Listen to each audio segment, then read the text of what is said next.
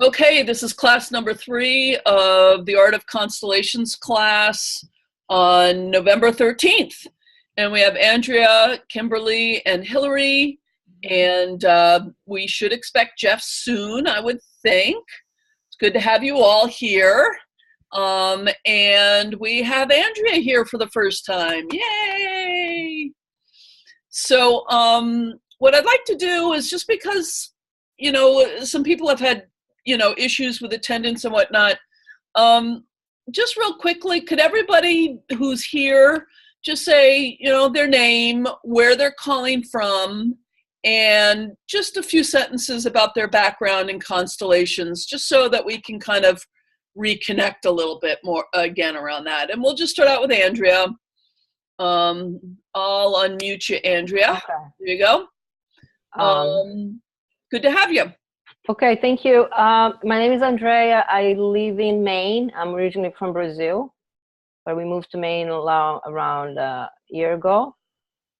I've done constellation with Peter and Jamie, with Dan, the more shamanic approach. A couple of people in Boulder with Clean Heart out of Seattle. I think that's pretty much it. Okay. Pretty much in the last, I don't know, 14 years, more, something like that. Yeah, and I love the work.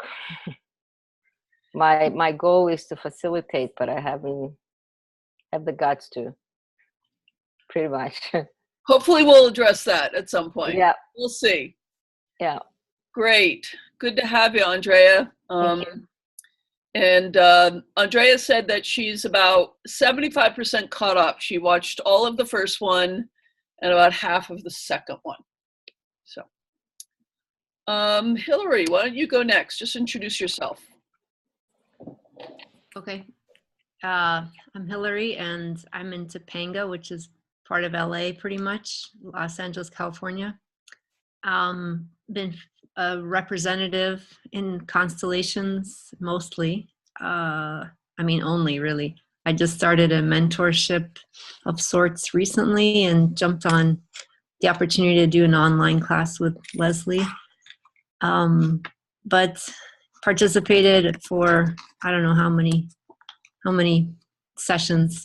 I'm a bit of a junkie and a constellation nerd. And yeah, that's my background. Thank you, Hillary.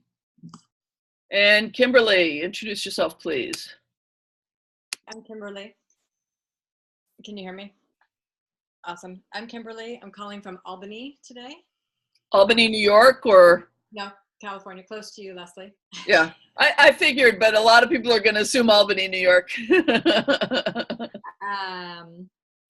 Yes, I'm babysitting or taking care of my nieces, so they're watching a movie while I'm doing this. My background is mostly personal. I've sat in on a couple of constellations. I've come to a couple of your one day of yours and a mini, and I've done personal work with you. I love the work. I'm like you, Hillary. I just love it. It's yummy, and I like being in the field, and I want to learn more about it and see how I can incorporate it with my own practice. Awesome. Great. Thank you. And Jeff is a puzzle. He's Mr. Reliable. So I'm curious about whether he's having technical problems or something like that. Thank you. Hopefully he'll join us later. After this session, now that it's session number 3, all of you have had some kind of experience. We still have 4 more sessions after this. I am going to ask you to just share with me, feedback, just basically feedback. And if there's something in particular that you would like going forward. I do have a bit of a curriculum planned, but it would be good to get some feedback from all 4 of you about what you might like in case I'm missing something, okay? Given that you're all junkies. Yeah. So not opiates though, Andrea. Constellation junkies, right? Andrea and I were, she's a pediatrician in Maine, and she was just talking about some of the challenges of being a doctor in Maine. backwoods of Maine. So, okay, so the lecture for today before we work, I did want to ask, for some of you, you didn't get Kimberly, did you have a chance to watch the last week's video? Good, okay. Does anyone have a share about seeing the orders of love or the not working of the orders of love in real life, either in your personal life, in the political world? It's usually a really good place to go to the news and go, oh, that's a violation of the orders of love. Oh, that does, And if you didn't, take a moment and notice that, you can either share one from, there was this thing a few weeks ago or months ago and I noticed it then, or just think of it now. Is there something that just where you can see the orders of love working or not working in real life? And just raise your hand. Yeah, Andrea, I could see it on your face. I'm a foster mom, and I think one of the times that I see a lot is a foster parents. You see a lot of foster parents that they kind of don't acknowledge the biological mom.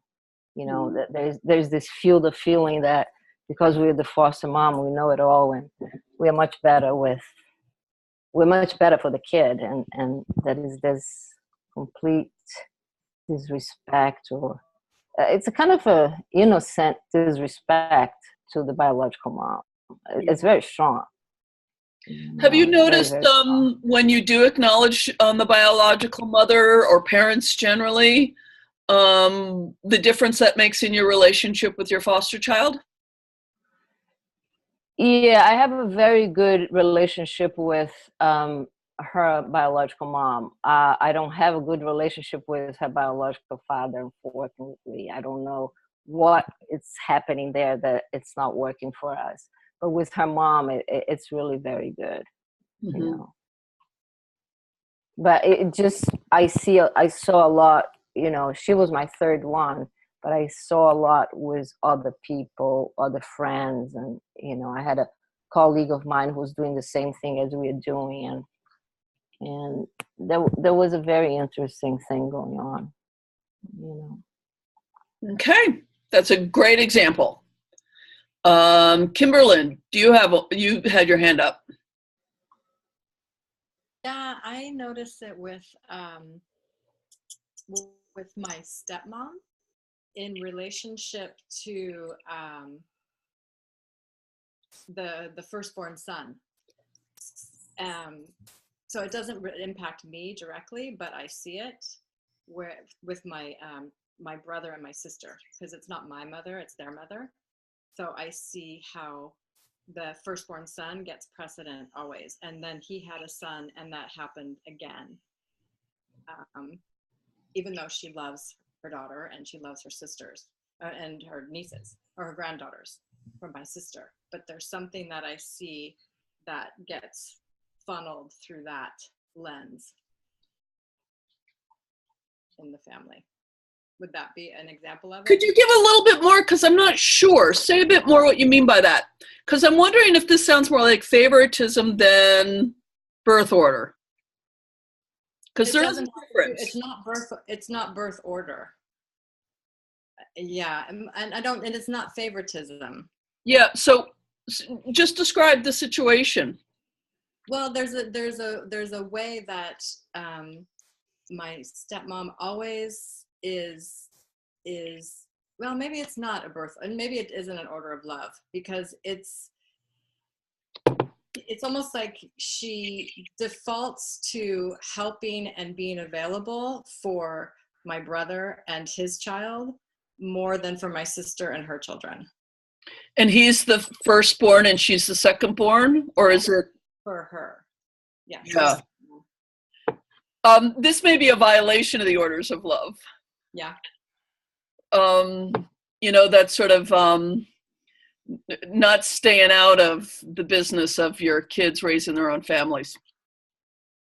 Yeah. Yeah, because at the point where we, have a partner and have kids, the parents are supposed to sort of take a back seat. So that's an interesting, yeah, and this may make it easier for your sister than for your brother, Right. ultimately. True. I don't see it that way, but it is that way. Yeah, yeah. I mean, too much help. There's such a thing as too much help, from a lot of different quarters, right? Yeah, good.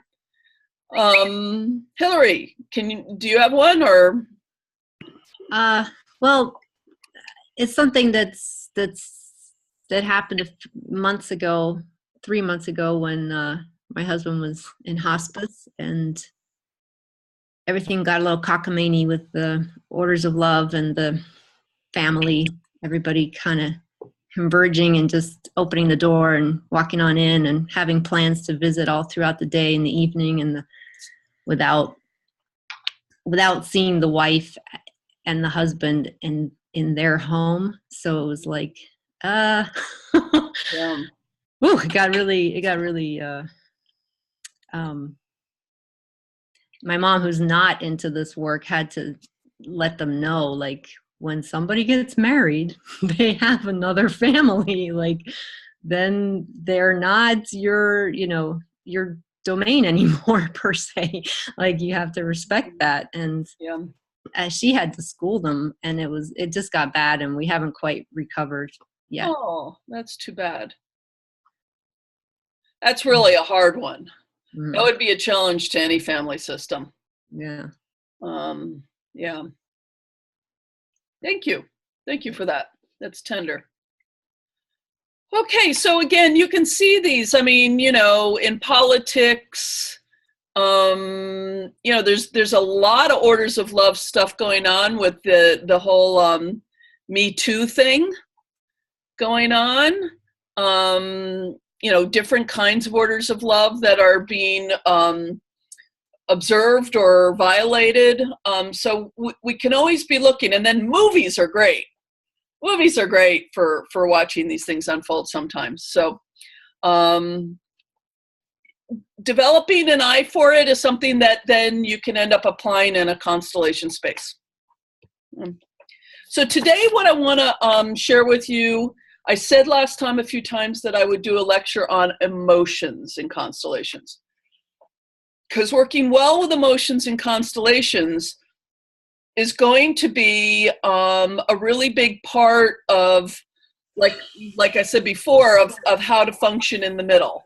Jeff's here. Yay, Jeff. Sorry, I got held up. It's all right. It's good to have you, Jeff. We have a full complement finally. Woohoo! All 4 people. Jeff, wave to Andrea. First time you're meeting Andrea. Hi. And Jeff, just say where you are. Mountain View, California. Okay. And Andrea's in Maine. She's representing the East Coast for us. Good to have you, Jeff. I'm just launching into the lecture, okay? Okay. So if you can work with emotions in the middle, it's a really important skill to have. It's a funny thing with emotions. It's been a really long time since I've been scared by emotions in the middle of a constellation, and last week it happened for the first time in a long time. Someone was getting really upset in a role that was upset, and I'm like, woo, this is getting intense. And so figuring out a little bit around, what's not enough and what's too much, because honest emotions really do need to come through. They're really, really important. And an uncareful expression of emotions in a constellation can waylay it. Just absolutely, just train wreck a constellation. And then you're managing lots of feelings rather than having a constellation, right? So I want to talk a little bit about what can help that. So I'm going to go to the share screen.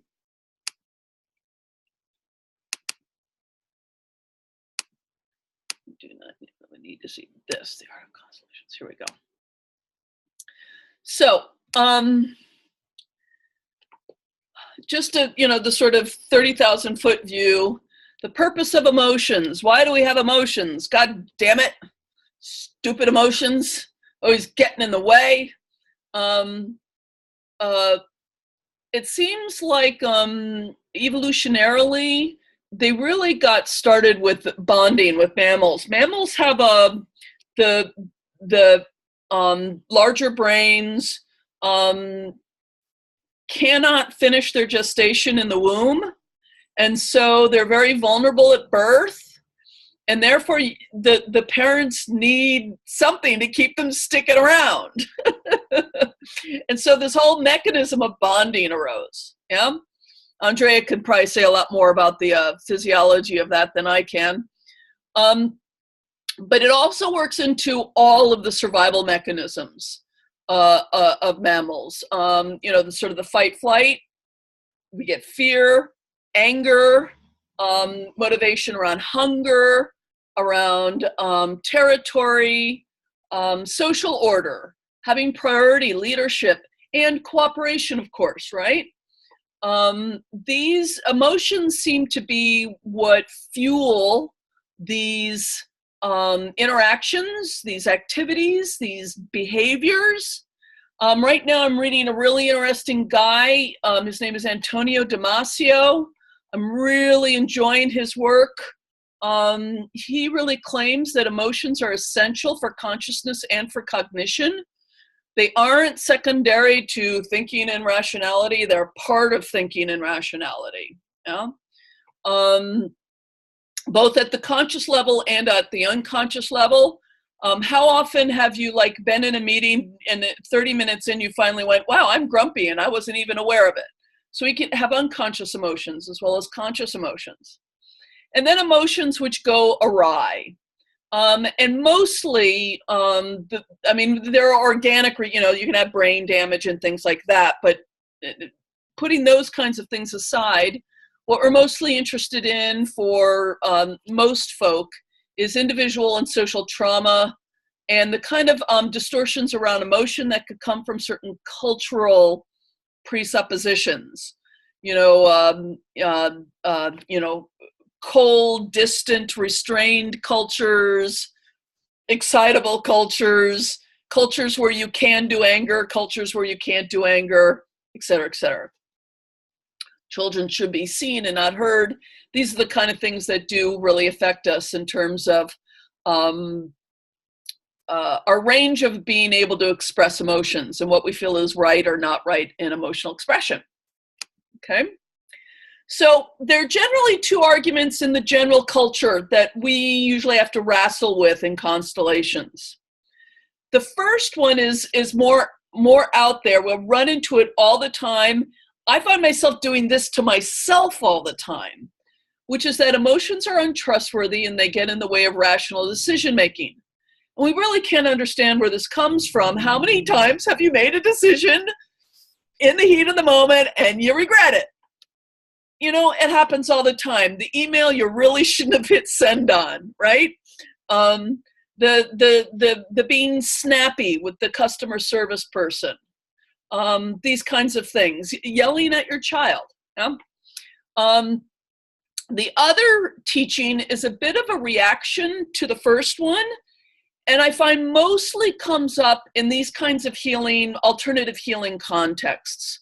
It's not necessarily something you run into in the ordinary, run of things, but it's one we have to deal with a lot in our environment, which is the notion that emotions need to be fully expressed always, and that there really can't be any limits or containment placed on emotions because you go to the other end of the spectrum, then you get back into repression, right?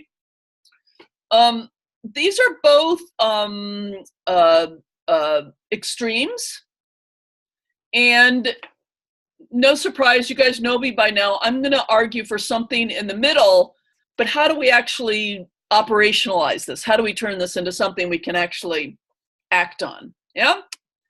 So, in the psychological world, they talk about primary and secondary emotions, but I need to give you all a big warning.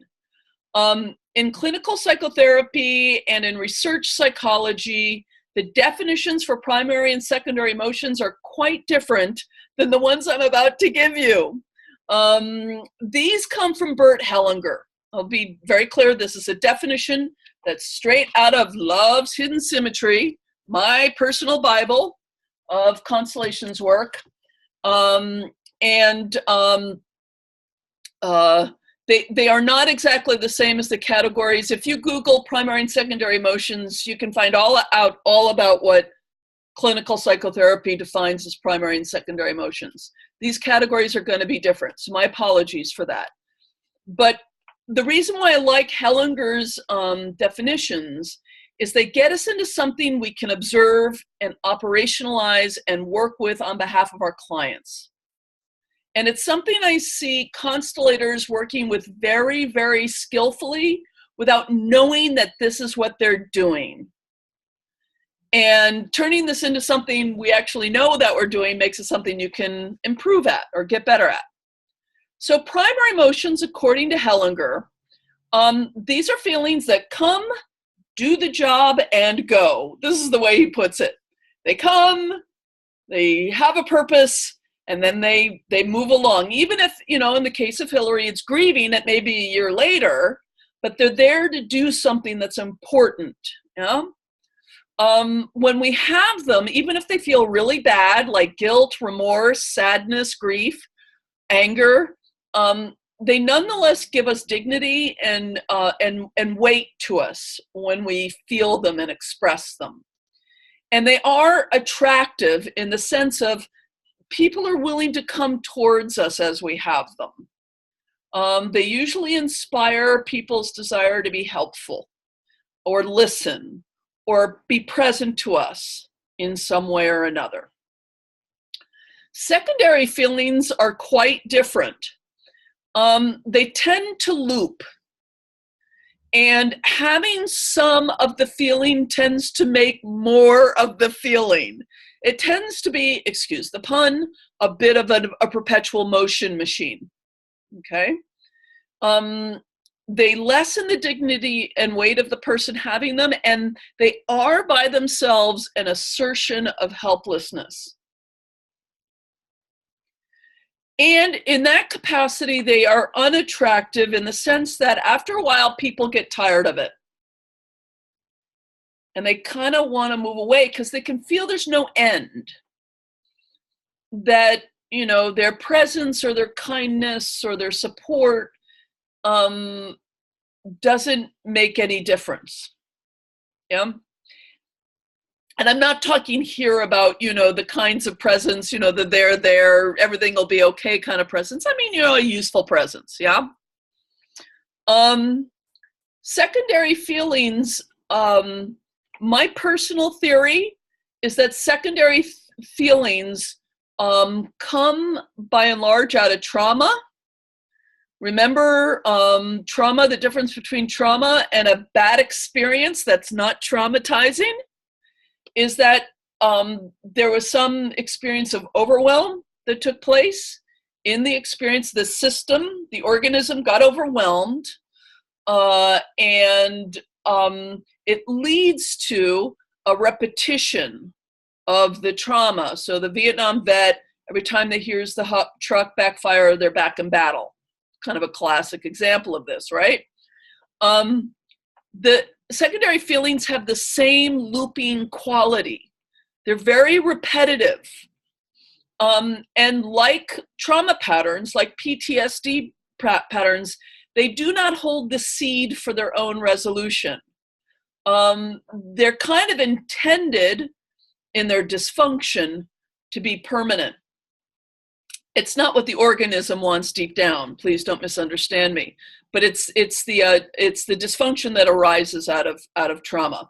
Okay, I'll get back to that in just a second. So obviously, I'm going to make some recommendations about primary feelings and helping people be in primary feelings.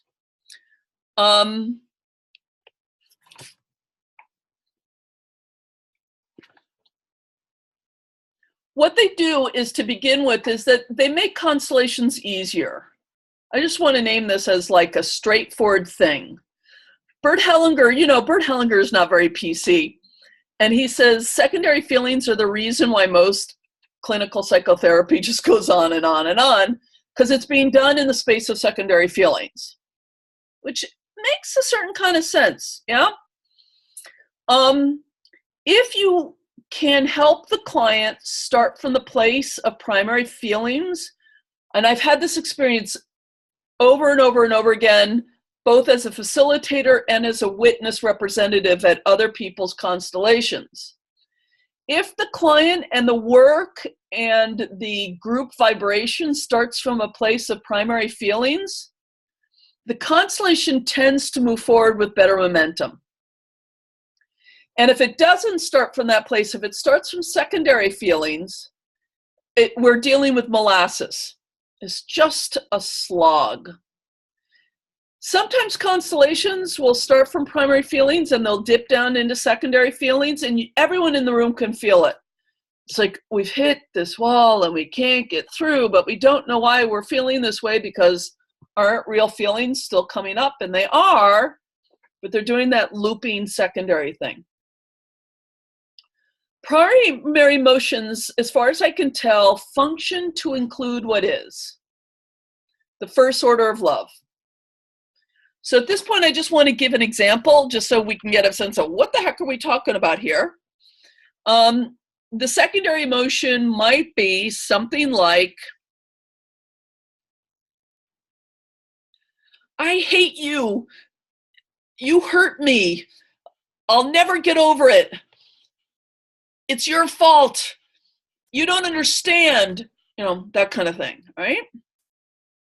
All of which is true. It's not like I just said anything that might not be true of the situation, but underneath it might be,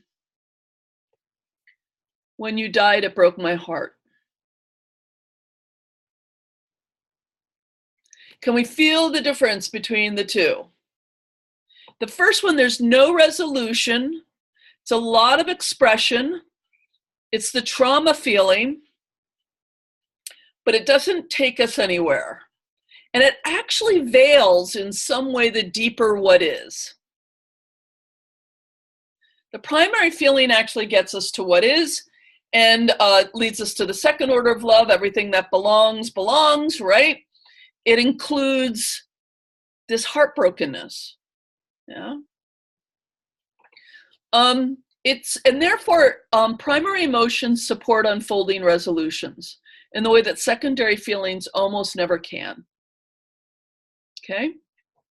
And this is just a metaphor I've come up with. Secondary emotions point to the moon. Primary emotions are the moon. And therefore, we do want to explore secondary emotions in order to find the primary ones. You can sort of see that in the example. The example that I gave over here, they're sort of pointing at the what is, and this is the what is. Constellations done in this space are really frustrating. And they give the impression of something happening without something happening. Over here is with the something happening. Okay?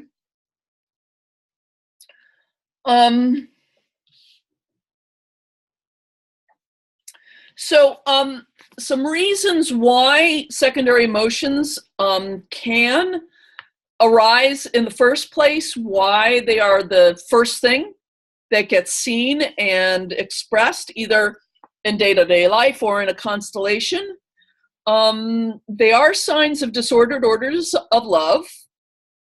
It can be because of cultural patterns, as I already mentioned. Yeah, ours may be a culture where we don't share these things, right? It can be cultural. It may have been authentically risky to speak out, perhaps. The core truth is still a secret. And then, as I said, trauma. Trauma may, having overwhelmed the system, there's now no way back to the what is that would complete whatever happened in the trauma. My observation is that secondary feelings carry the loyalty energy of the trauma. This happened, it happened. It was important that it happened, yeah? That's the loyalty energy. Whether it's your personal experience or the ancestral trauma, it happened, it was important, it hurt, there was suffering, it was really bad, yeah? Without the clarifying love that doesn't allow it to rest. But it's got a loyalty energy that's really, really important to notice about that swirl. You know? It happened. It was really important. It hurt. I was a victim. They were a victim. Right? All of that. Okay. So during a constellation, how to work with this during the constellation. First off, so important, I cannot underline this. You have to start in the primary emotions. If you're in your secondary feelings at the beginning of a constellation or the beginning of an interview, or you don't catch yourself at some point, I mean, it really is, you're the leader, you're the role model. Yeah. So it's very important for you to be able to start yourself in your primary emotions. Whether, you know, it's the emotions of being a practitioner that day, I'm feeling tired, or I'm really looking forward to this, or whatever the truth is of your practitioner stance that day.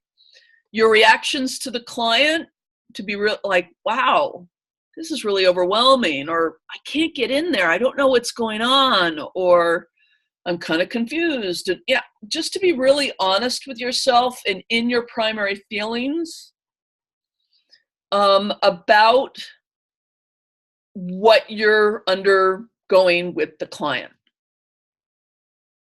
And then the interview. This is something that all of you have seen with a really good facilitator. Bert Hellinger is a master of this almost to a fault. Bert Hellinger kind of won't allow you to have any secondary emotions. If you've ever seen him work, he's like, he is just like, he will just take the sword. He doesn't allow people in secondary emotions. So if he sees it on the stage, he will march you off the stage. Everybody learns pretty quickly. I do not recommend this, but it is a useful example to be able to see the difference. He really will not put up with secondary feelings. But he has a couple of interesting little approaches. For one thing, he does, if anyone has seen him recently or watched any videos, he does a lot of silence. Right? I mean, someone will, so I went to see him in Mexico City 2 years ago. People raise their hands to be a client, right? In a room of 800, you need to envision the hotel conference room, right? Ballroom. And someone gets chosen, does this long walk up to the stage, up the steps to the stage, and sits down next to Bert Hellinger.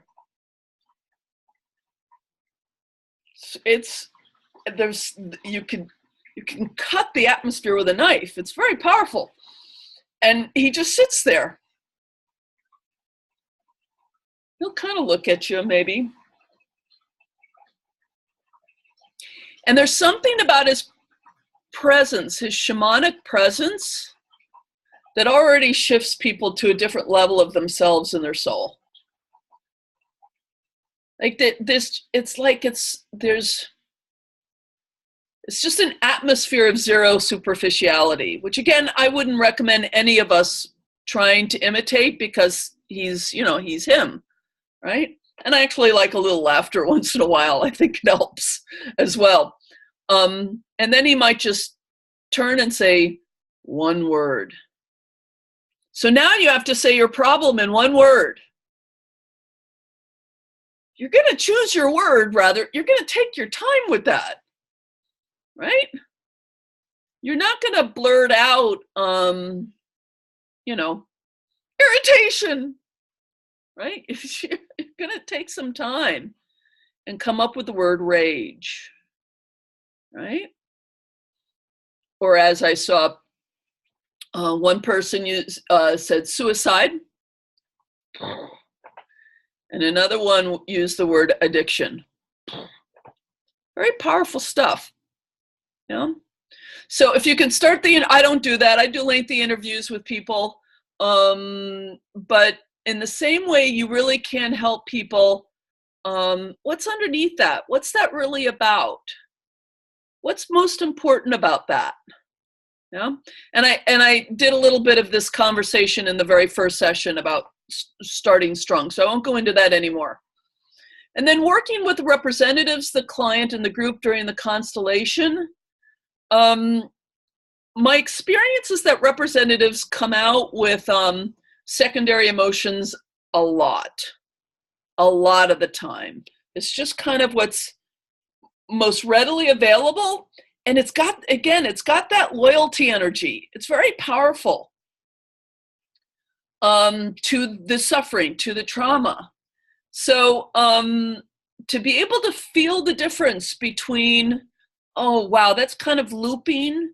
There's something underneath it. We're not hearing the thing. And the person isn't getting more weight and dignity the more they say this. Yeah. And if you could just sort of halt them and say, hold on just a second. No? What's underneath that? Take a moment, breathe, don't answer. No, slow down. Slow down. No, slow down.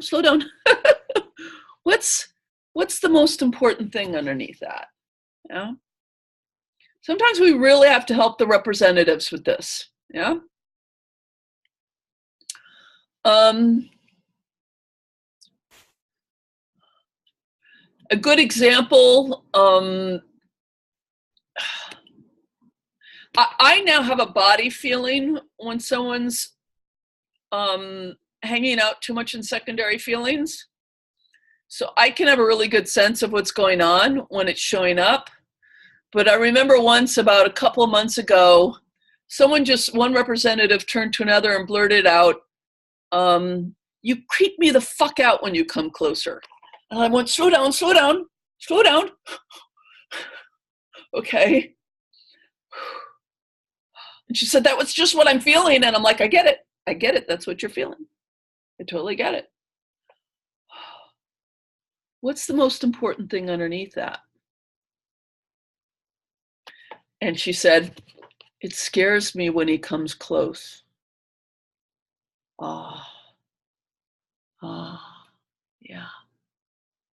Yeah. Okay. And we can feel the difference. And she felt the difference, but she needed my help to kind of get there. As you can tell by my examples, healing sentences are a tool for primary feelings. Most people who are newish to constellations have a lot of questions about how to come up with healing sentences. That's a session for a future class, because there's a lot more about that, but we're going to actually do a little bit of practice around that.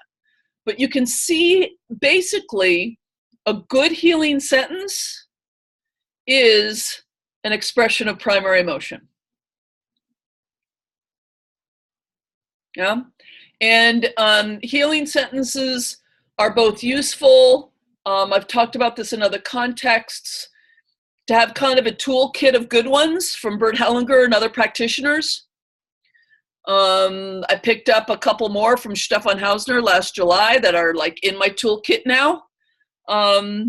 But also to be able to come up with ones in the moment, so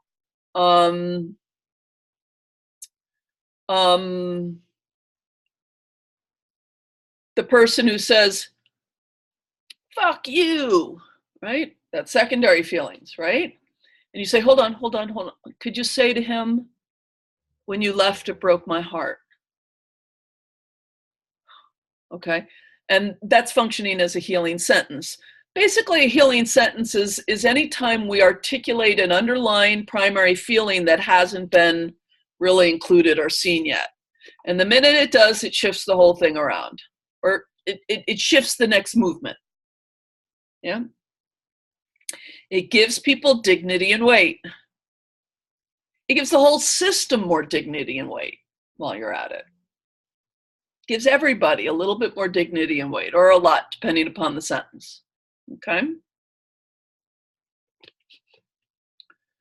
So, emotions. I've got a bunch of little exercises we're going to do to practice this. But before I do that, questions or comments or observations. Just raise your hand if you have a question or a comment or an observation from other practitioners, things you've seen that you thought were really great, or things that didn't go so great, or again, a question or a comment. And just your impression of this distinction between primary and secondary emotions, and whether that does anything for you or not.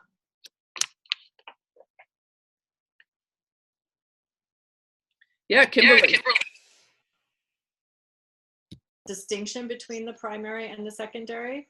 The where I go is the one you say start in primary motion because you're the leader. It makes perfect sense. So how would I know myself if I was in secondary? If I was having a reaction to something, is that? Right, really good question. So we're gonna have a little bit of practice with that. But again, a really simple way to gauge the difference for yourself. And by the way, this is a useful distinction for you to use on yourself when you're triggered, which usually lead us to secondary emotions. Is what expressions of emotions take away your dignity and weight or lessen your weight? Which are expressions or temptations to helplessness? And which ones leave you feeling more strong and more in your weight and dignity? And by the way, this was really useful the first time, I've been chewing on this for about a year now.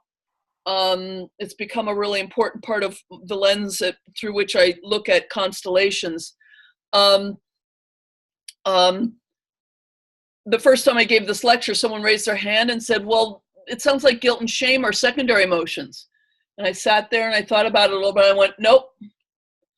Every single emotion can be either primary or secondary. You can have an experience of guilt that's like, oh, it's all my fault. I'm so sorry. I'm a terrible person. I deserve everything I get, whatever. Or you can have, I did that. I definitely did that. I'm really sorry. What can I do about that?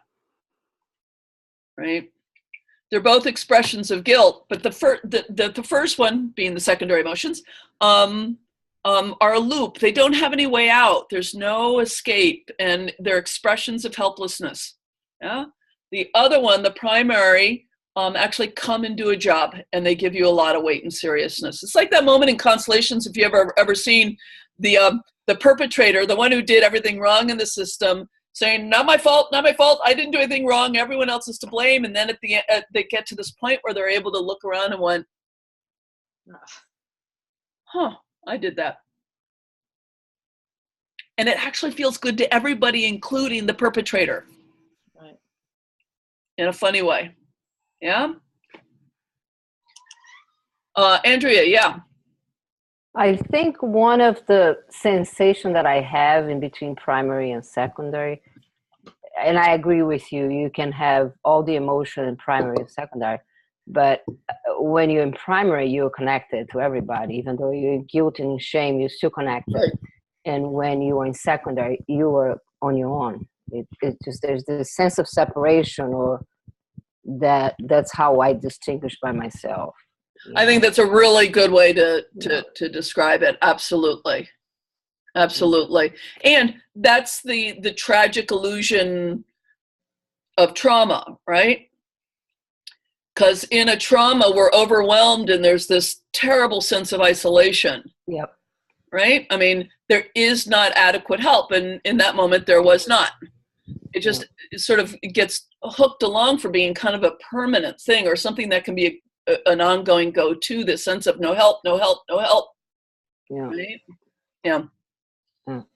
Yeah. That was something that Sarah Payton in her wonderful workshop at the conference sort of that in trauma it's an experience of isolation. Yep. Yeah. It's very nice, not nice, but useful way to sort of distinguish it. Yeah. Mm. Yeah. The funny thing is that we often want to correct these things via a sense of connection.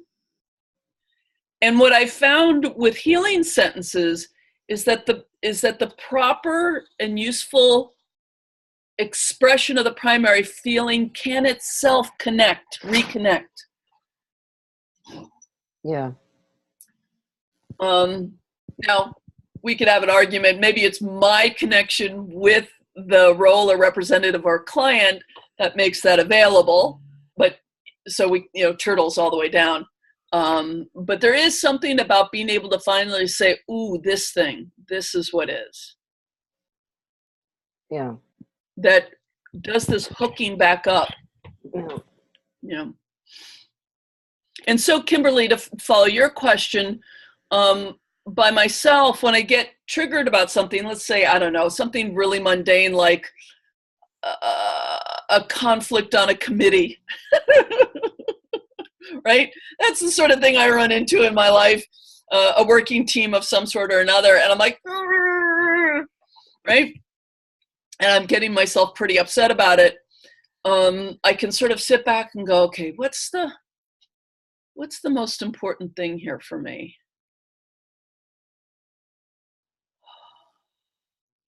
I'm not feeling seen here. And then that leads me to be a little bit more resourceful. It doesn't have anything to do with him and him not seeing me. It's about me and my dad not seeing me and blah, blah, blah, right? It gives me something useful. But if I can get to the primary feeling, the experience of what's going on. Or it could be, I really don't want to be on this committee anymore. Okay, what shall we do about that, right? So that's a nice thing about these distinctions, yeah. So that's in our daily life, but we're talking also in relationship to facilitating a constellation. Right. As well. So I'm wondering, matching picture, if you get a matching picture in a constellation and get triggered as the facilitator, then you got to sort yourself out. I do. I do. We do. We all do. We absolutely do.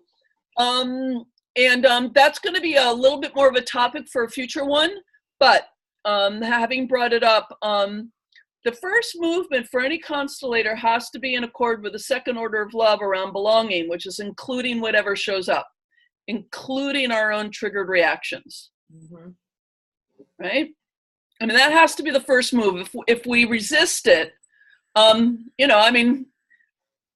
your ears, Jeff. Jeff comes to my constellations regularly. Sometimes I feel cranky about representatives. No, that never happens. It never, ever happens. Right? If I try and stuff that down and be, Saint Leslie facilitator instead, then it just doesn't work. It just doesn't work. So the first move is to include. The second move is to be curious, which is basically what we're talking about here. What's going on here? What's up? So curious. Yeah? Because I'm in a constellation, my next question is I wonder if this has something to do with the constellation and the client's system. Yeah. So a classic one, which Jeff has seen me do, is when we fall into, there's a bad guy in the system, the father who incested or the grandfather who murdered or whatever it is. There's a bad guy in the system, and everybody is agreed that he's the bad guy, including me. When I get pulled into that, I know that I've been pulled into the systemics of the system, right? So I acknowledge all three. That's usually enough to get me back to neutrality, which is kind of where I need to be, right? Usually that sort of movement, that's plenty. Sometimes you need to do a little bit more. As I said, most of the time when things come up in the system that I'm feeling, it's related to the system. So if it's persistent, let's say Kimberly's one of the observers in the room, I'll grab Kimberly and say, Kimberly, would you please represent whatever the hell has grabbed me by the scruff of the neck? And she says, sure, I would love to represent. And give the role that I have apparently fallen into, that's important to be included somehow to a person. Often that's the breakthrough that the constellation's been waiting for. Every once in a rare while, doesn't happen very often for me anymore, but it's worth having aware, is it can be something that's just been triggered in my own system. Even then, it's going to be parallel to something in the constellation and potentially useful. But if it's really getting my attention and feelings like it's distracting me, I'll just find an empty chair and say, whatever that is, could you be in the empty chair? I do that inside myself. Just so it has a place, I include it. Whatever's going on in my family system that for some reason my psyche seems to be so fascinated with right now. Yeah. And that does it too. Okay. Mostly the first few steps, include it, be curious about it, ask where it belongs in the system, is more than enough. Because then you'll be able to go, oh my God, now I see what's going on. Right. See the thing. Right? So I want to say that your triggers and your feelings are actually unbelievably frigging helpful. They're part of your toolkit. Right. And this is sometimes what gets me nervous about the teaching. I think the teaching in constellations for neutrality and not having an intention and no judgment is really important. It's really, really, really important teaching. And we need to have an appreciative stance towards our own reactions when we, quote unquote, fail to be neutral. Because it has a lot of information. I'm just going to turn on a light here.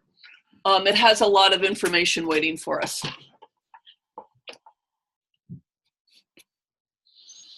Other questions or comments about emotions? Oh, and this, by the way, this is a way, for a couple of years, facilitators, if you've seen, most of the people here have talked about the different facilitators they've seen, the Faust, Stan Booth Cohen, Klingart, different people. You'll begin to notice a real range. One of the things I notice is that every facilitator has their representational culture that they unconsciously create. They just do. Some of it's conscious, some of it's unconscious. There's nothing wrong with it. It's different strokes for different folks. Someone's representational culture may not be your thing, so you don't go back to that facilitator, but it works for somebody if they're still seeing clients, yeah? And some facilitators I noticed make room for a lot of incredibly intense emotions. Screaming, yelling, sobbing, pounding the floor, throwing pillows, hopefully not furniture, right? And on the other end of the spectrum are people who really let none of that, like Bert Hellinger.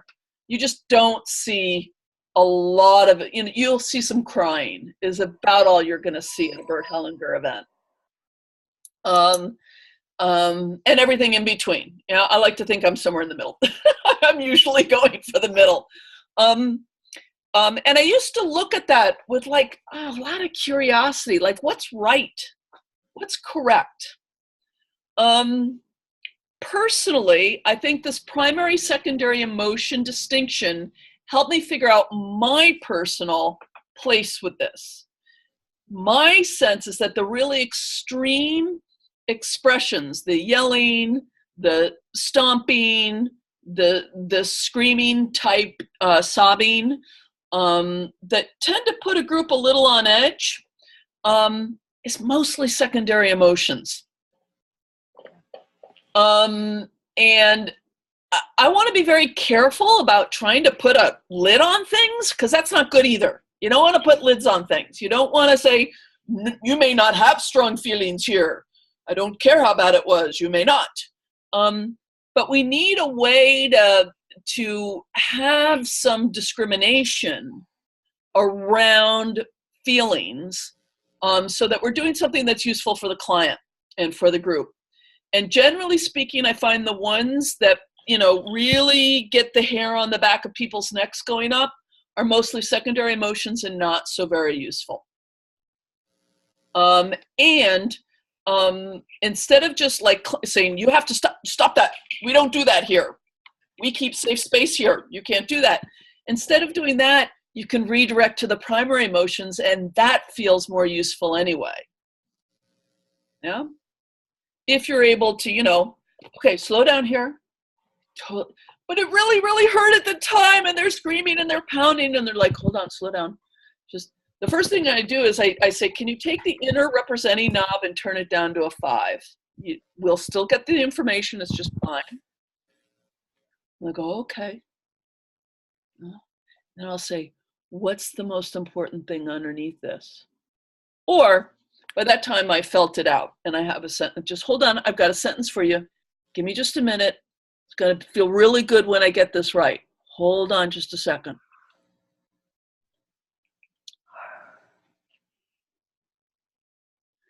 Could you say to him, what you did to me cannot be undone? No, slow down. Jeff really knows this with me. I'm a real bear in my constellations for insisting that people do healing sentences, not neutrally, but simply with their dignity. Some people get into acting too much. Sometimes it's not acting, it's secondary emotions. But it diminishes the power of the sentence when they're going, what you did to me can't be undone. Instead of,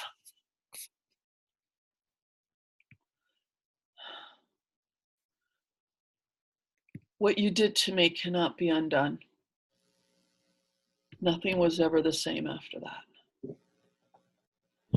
When something gets released, yeah, something has been said, something's been included. Yeah. Everyone feel the difference? And there's going to be different facilitators will have slightly different, you know, places they land on these things. I totally appreciate that.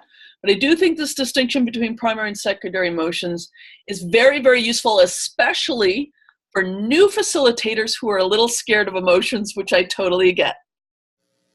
Totally fair. Yeah. It gives you something more useful than simply, you can't do that here because it doesn't keep safe space. Which, by the way, is perfectly fine if someone's throwing chairs, right? If people are, you know, you gotta have some basic, you know, ground rules, right, for how we keep each other safe. But it helps avoid something that I fell into a lot in my first few years, which was a lot of holding back the feelings of the system because I didn't know how to help a better way for it to come through. Yeah. So this is actually something actionable. Other comments or thoughts from different parts of your constellation life?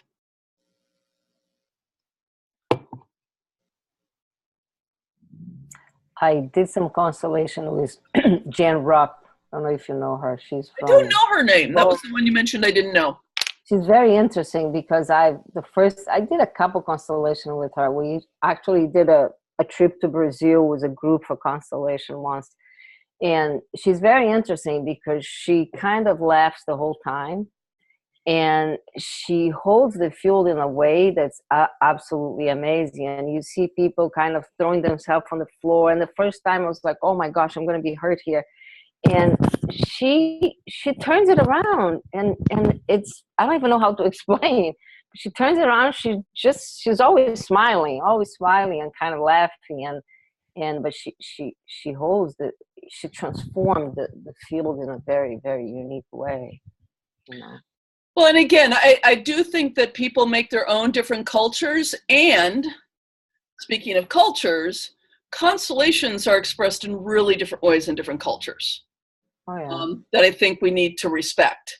Um, uh, who was it? There was somebody who said, "I'm not doing them in Russia anymore," because there was something about the lack of boundaries that just came along with the package in Russia.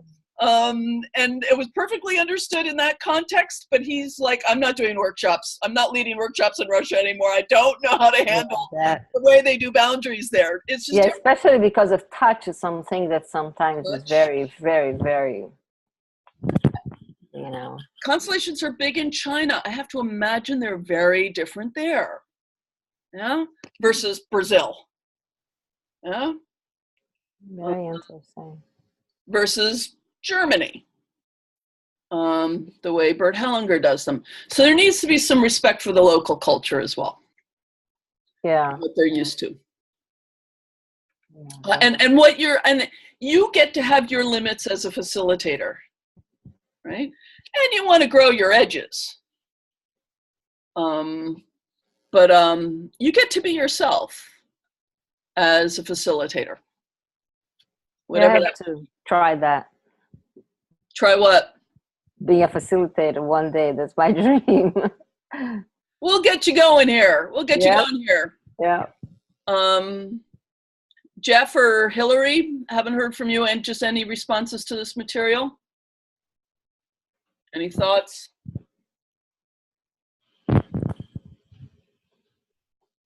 I guess one of the part that struck the healing sentence should or does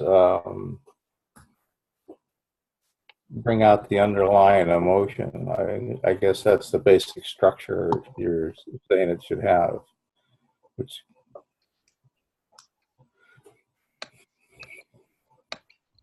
the underlying emotion and what is.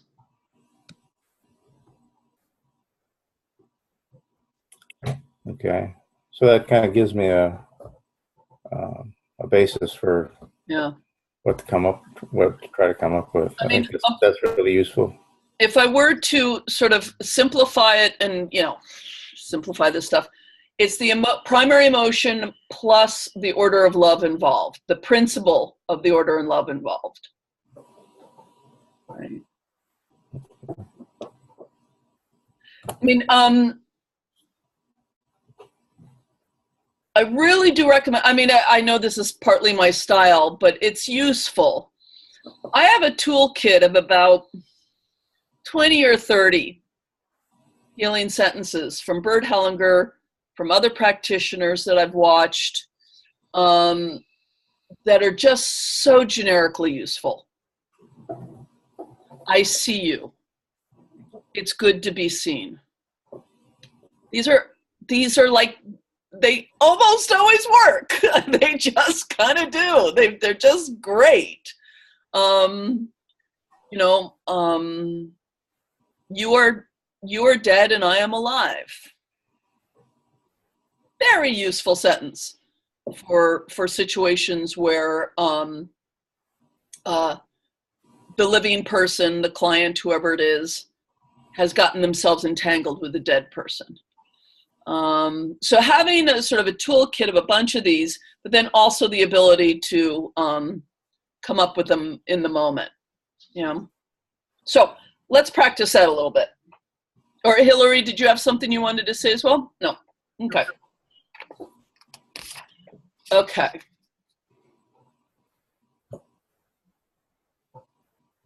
Okay, so can everyone easily get a piece of paper and something to write with?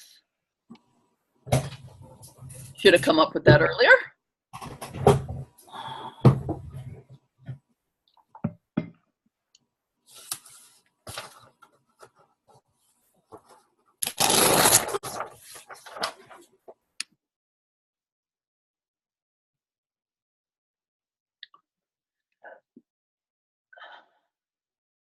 So what I'm going to do is I'm actually going to create a few sort of Very typical constellation situations, okay? And I'm going to end with a representative. I'm going to describe the setup, and I'm going to end with a representative sharing a secondary emotion of some sort. And what I want you to do is just come up with a possible healing sentence that is a primary emotion. And you're mostly going to have to make this up, right? Because this is made up, right? Which means that what you all come up with isn't necessarily going to be the same, okay? But just as a mode of practice. So let's imagine for a moment the client is a woman who's experienced incest, and that's part of the story. It's part of what you're working with right now. Yeah? And you have a representative for the client and for both her parents, her mom and her dad. Okay? And the mother has been spending the last 5 minutes or so, sort of on the floor, very upset, clearly troubled, probably has her own suffering upstream. And she keeps pointing at her husband and saying, "It's his fault, not mine."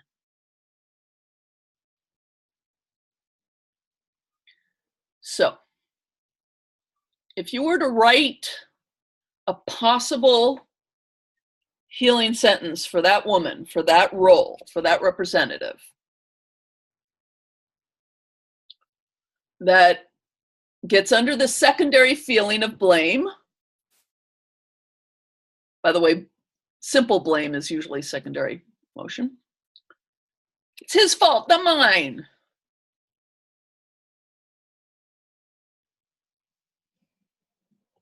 I've had a hard time. It's his fault, not mine. What might be a possible primary emotion healing sentence you might give to that representative that might move something forward a little bit? And just write it down. The reason why I wanted a pen and paper is for you to write it down, and then I'm going to have people share it.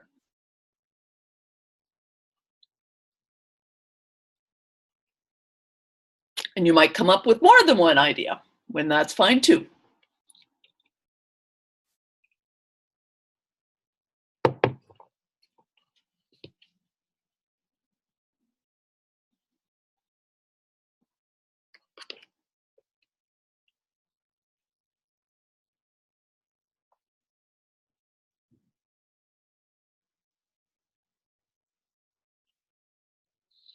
And it can be very short.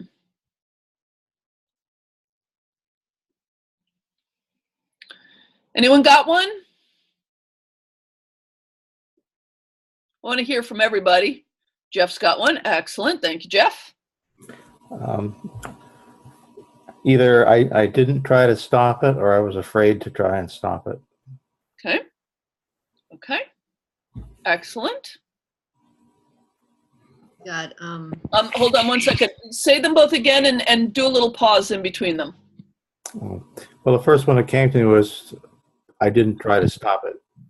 Okay. And then shortly after that, I was afraid to try and stop it.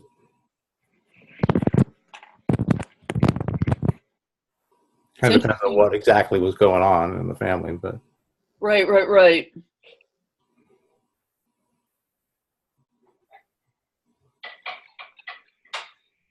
I love both of those. So underneath, yeah, the first one is an admittance like I played a part too. That usually is very helpful in a system. Yeah. Now that we have to be careful about the second one, because it can take away from the first one. After all, I was afraid, right? A bit of an excuse or a justification. You always got to feel that energy around that. However, I could see in a constellation something like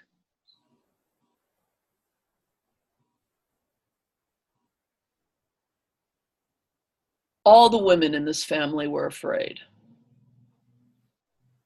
Like somehow naming the fear, or even like I learned fear before I even met him. Right? Something around the naming of being afraid could be really releasing. Yeah? Yeah. Okay, Andrea. Something like I feel violated.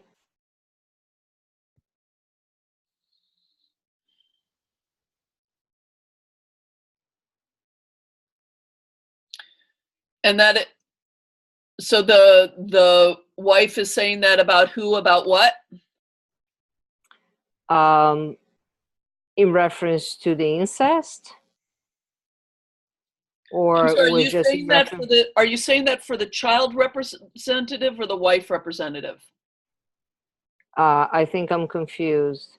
I thought I understood that there was a person who had mom and dad, and she was looping secondary emotion, blaming the husband for something. The mother was. Oh, okay. I Sorry. understood wrong. I thought there was one more person there. Yeah, there were all three. But yes, Okay. I probably I had wasn't four. clear. I got you. Yes, absolutely. And I invite people with healing sentences to go with the simplest words. So if we're talking about the client, the representative for the client in this instance, rather than the wife, I was injured. There's something about the word violated. To me, incest is a little bigger than injury for some reason. It tastes stronger. Right. Oh, so that's what you're going for. You're going for the stronger. Yeah.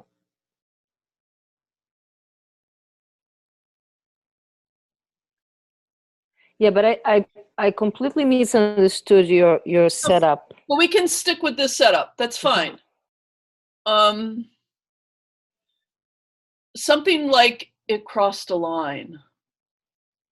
Yeah, that's what to me is violated. It's a little more than injuries. It's because violation stays kind of it's so hard to sometimes because it can really depend, right? There's a way we want to have things named without it staying in the blame energy. And that can be so tricky. Yeah, I hear you. Yeah. But I don't feel that violated it blames. I don't know. I feel like a primary emotion when I say that. Yeah. It's like being invaded in some way. Invaded is better. Yeah. There's something about the word violated. It's almost jargon these days. Yeah, maybe. I think part of what I'm reacting to is the word.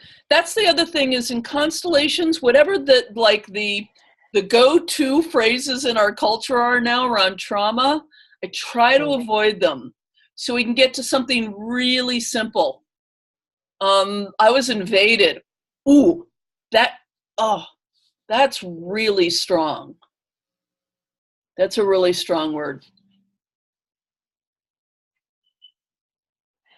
Yeah, now I understand the setup that you did. Yeah, it's different. Great. Kimberly and Hillary may have heard it like you, Andrea, or they may have heard it like Jeff. I will accept either. Okay, I have, I see you, my beautiful daughter. I know I did not protect you. Oh, so you would just shift the I wonder. Okay, so that's definitely primary. That would be a great movement.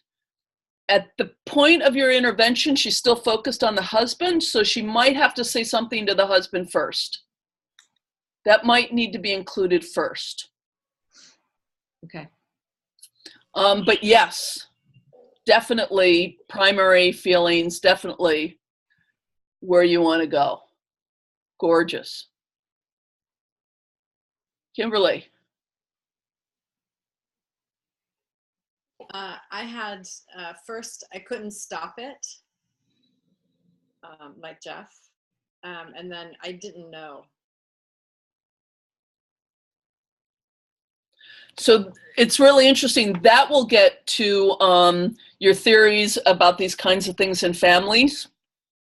Most psychologists will say that consciously or unconsciously, everybody knew. Total, and that's what I believe.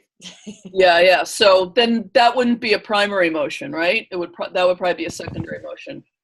Although it could be a halfway mark. Well, it's like getting there, like I didn't know, like I couldn't stop it, I didn't know, and then like realizing Yeah. a part of you did. Well, and that's, if you guys have seen me work enough, you've seen me do this, right? I'll deliver to a representative something they prefer to say, like, I didn't know, and they'll go, I didn't know, and I'll say, which means I really did know. Which Well, means something like I chose not to see, Yes. or I chose not to acknowledge it. Or I Because could. if we Yes. do know, the field know, so it's a choice not to see. And that you hold the guilt, but in primary emotion. Right. And again, I would still follow it up with it. I chose not to see, pause, but I saw. Yeah.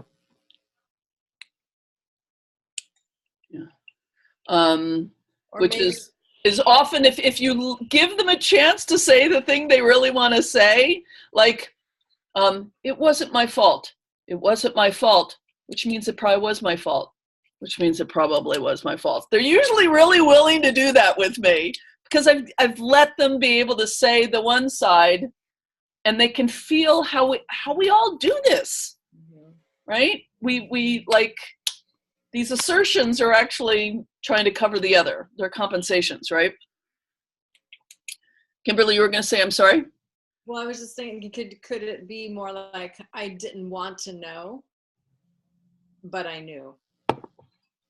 And then that will probably get you into something upstream with mom, right? I didn't want to know because, my father did it with me and I didn't want to know. Right. Or my grandfather did it with my mother and she didn't want to know, or something like that. So that it gives a good opportunity for a nice little because that expands what is, and some compassion in the system for where these things come from. Yeah, Hillary. I don't know if I'm on mute or not. I can hear you, yeah. To the husband, could she say, we are parents together, and together we did a disservice to our daughter? That's great. Yeah. And then what you do with these sentences, I mean, obviously, sometimes you need to do these healing sentences stepwise. Mm. Right? They're not ready to go straight for the full on whatever, and you'll know it. You'll offer up that sentence and they'll look at you and they'll say, I'm not saying that. I don't feel that. You're like, okay, I went too fast. Sorry, too fast. And you'll find the thing in between. This service is pretty understated for where it's going, right? Right. But if she's in full throttle blame, who knows? We might have to do something in between, like, I was hurt too. Mm. At least a little acknowledgement that she was injured too, or something, who knows what might need to go in between. But you'll know. I mean, this is the thing about representatives can often have difficulty coming up with healing sentences themselves, but they know the one they can say, and they will tweak the word. And they'll make it, they can feel it in their bodies when they have the next sentence that the role can say. And then, as you've all seen it, a good representative with a little bit of help will start finding the sentences themselves, right? Okay, let's do one more. So,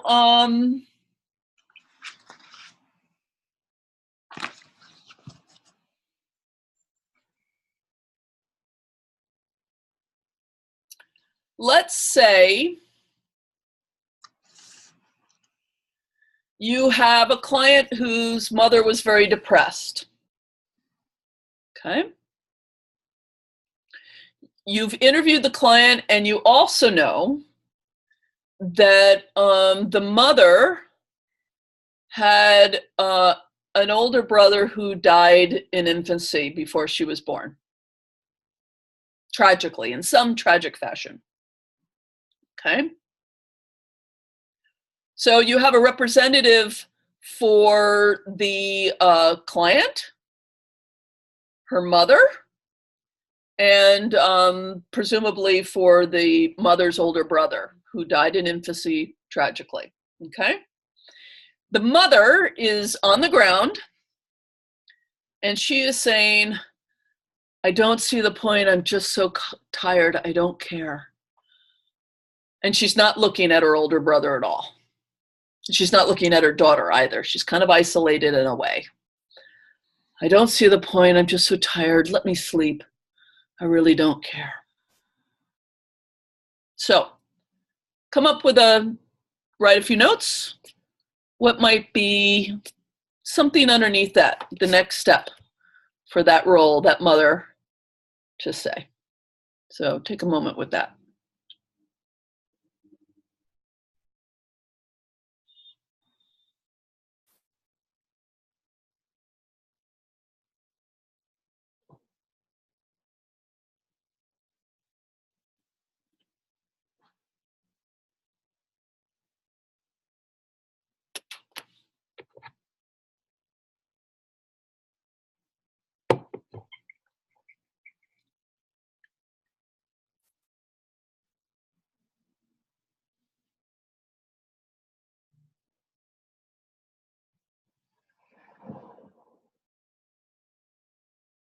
Okay, anybody got one?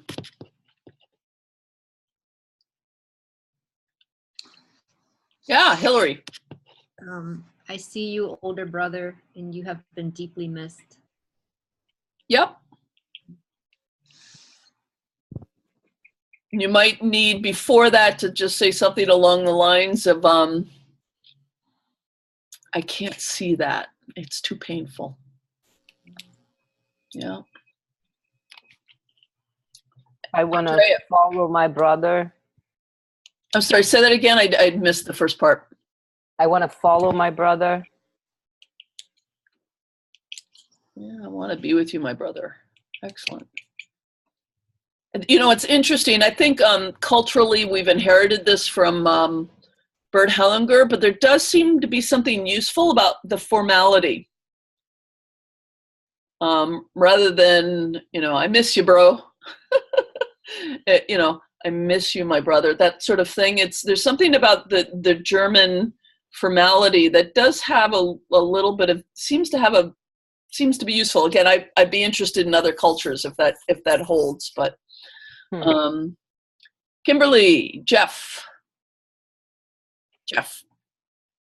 I miss you, my dear brother, but you are dead and I'm alive. There you go. Yeah, excellent. And Kimberly? I miss you, my brother. There you go. Yeah.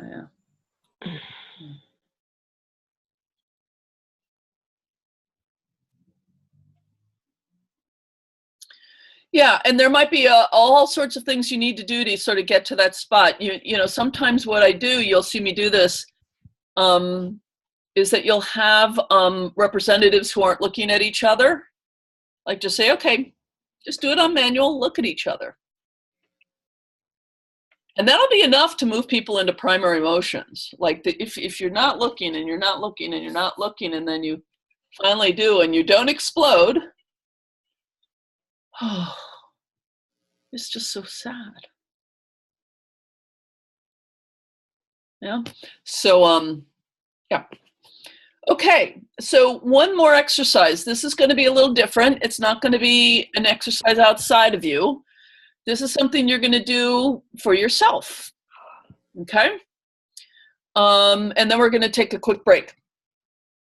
So I'm going to invite you to think of something recently that's triggered you into secondary emotions. It's at least your guess.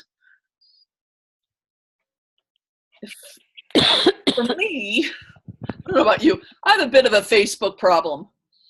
And half the time I'm reading Facebook and I'm like, about this, that, or the other thing. If I take a second and just ask myself, okay, what's that really about? The first thing, I don't know if it's all the way to primary emotions, but the first thing that comes to mind is, it just seems to me that people are so angry. And that just, boop, it just really just bopped into my head when I stopped, slowed down, and just was present to it for a moment. And the next thing I go is like, yeah, that could be my 4-year-old self talking about my parents. So I'm already sort of in a space of being curious about, okay, my reactions to Facebook. But if I sat with it longer, some other heart openings might happen and other primary feelings might occur. So I'm going to invite you, just take a second and think about something that's been triggering you lately. It could be a personal thing. It could be a family thing. It could be a work-related thing. Could be, social media thing, a politics thing. Just think of something that, you're pretty sure that's a secondary emotion. It's got that resonance, that helplessness vibe. And take a second and be with it and see if you can find some primary feeling underneath it.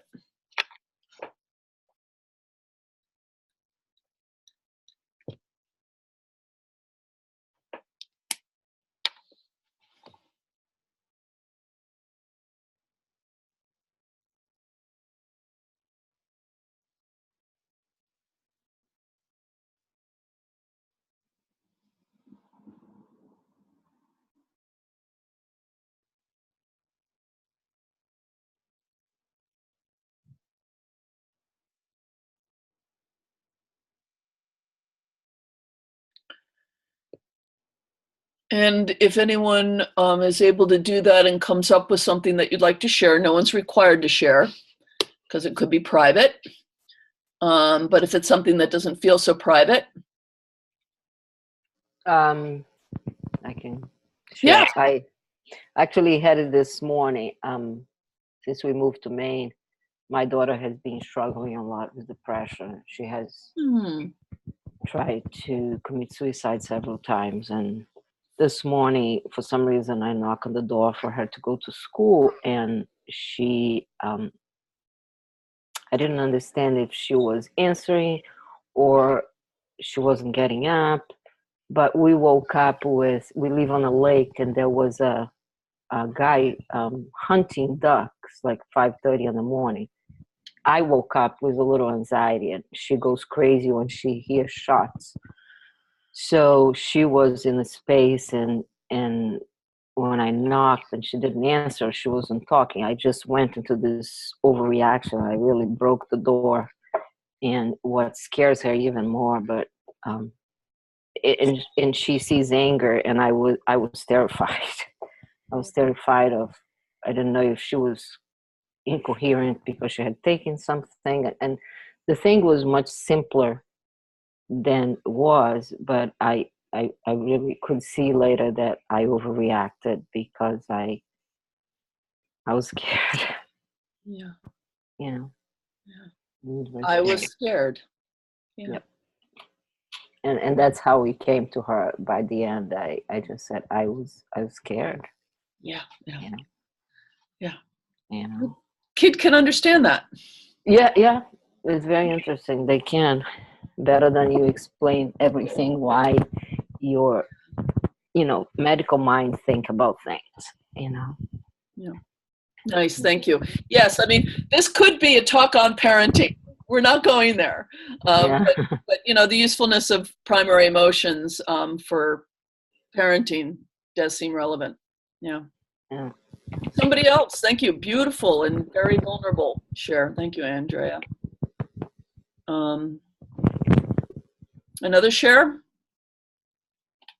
I can share. I feel like this whole class is about my life at the moment. I'm in constant secondary emotion, but it really rears its ugly face when I'm in a social situation where everybody's, you know, bubbly and happy, and you know, and it's like I take myself there because I want to be in the community, but completely triggers me, and then I just start to hate my circumstances, and it just spirals and feel alone, etc. So the truth is, I'm heartbroken. Yeah.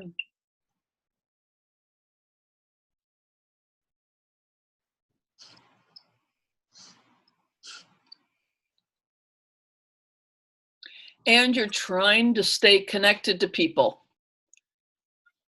and you feel the clash. Yeah.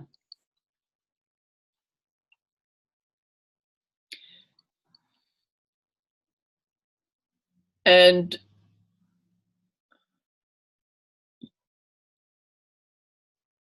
in heartbrokenness, sometimes it feels really lonely. Yeah.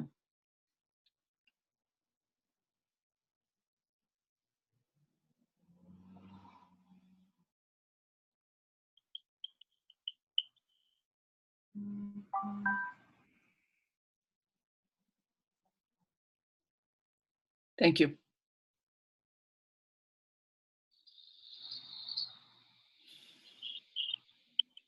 Jeff, you raised your hand.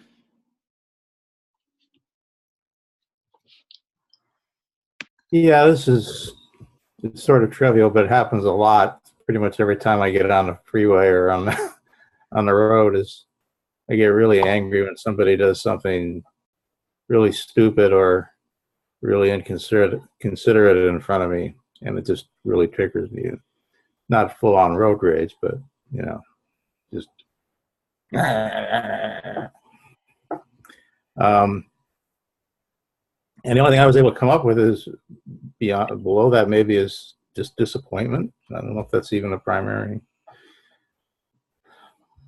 I mean, that people are so, or some people are so, you know, focused on what they need and what they want, that the rest of the world just can go to hell.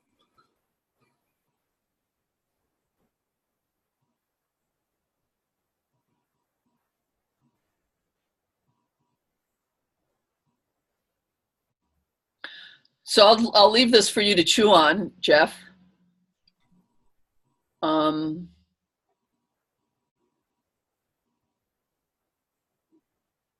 Something like, don't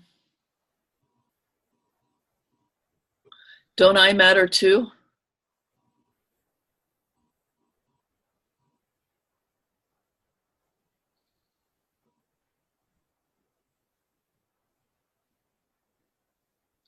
And one of the things when we get to primary feelings, we have to drop our categories about what are kind of good and bad feelings to have. I mean, to get to heartbrokenness, Hillary has to put aside the notion that it's not okay or acceptable to be heartbroken, right? And I share a little bit of your, you know, I think it's kind of a common thing, getting cranky with people on the road. And that sort of childhood, what about me? You just cut in front of me. It's me. Come on.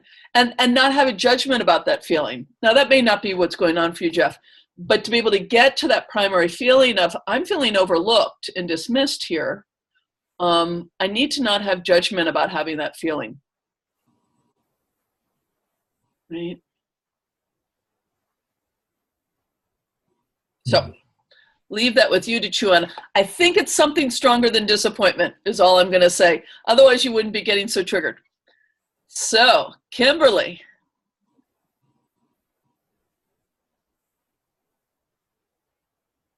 Mine can't be triggered by social media, but the one that's been looping for me lately is it's grief. I think the primary emotions are grief and helplessness or hopelessness around so many things that are going awry. Just all of the natural disasters, all of the craziness in our culture that I feel helpless or hopeless about. It's kind of a spiral, and that I want to do something, but I don't even know. So I get overwhelmed, and so the system just stops. Is it something like it's too much for me? Yeah, it's almost like I want to go here and help there, and then the next thing comes. It's like I want to go here and help there, and I can't. I don't do anything. I can't. I shut down. It's too much. Too much for me. One little exercise I'd forgotten about, but I was just reminded of it, that some of you may have, can't remember who's worked with me in the past, but it's something that I often tell clients to do before a constellation when they're setting up an issue. Because Bert Hellinger is very big on, this is the other reason for primary emotions in the client in the interview, is for them to put out an issue that's got weight. You know, we don't do constellations to figure out what to order off of the menu, right? And we don't do it just to look at our family pain. It's got to be an issue with some weight, right? He's very big on this. And when someone sits down with an issue that doesn't have weight, he will send them from the stage. And so one of the ways that a teacher once taught me a long time ago to help a client get to that, and it sort of came up in Andrea's, is can you say the hurt or the ouch in a way that if you said it to a 5-year-old, he or she would understand it immediately? Not say it the way the 5-year-old would say it. Say it in a way that the 5-year-old would go, oh. So for Andrea, it was, I was scared. Any kid can understand that. For Kimberly's, you know, it's too much for me. It's too big for me. Any kid is going to understand that. I'm heartbroken. I'm disappointed is a little tricky. If the words get really long, we may already be out of the primary emotion space. If we put that into the language of a 5-year-old, we might say, I wish things were different.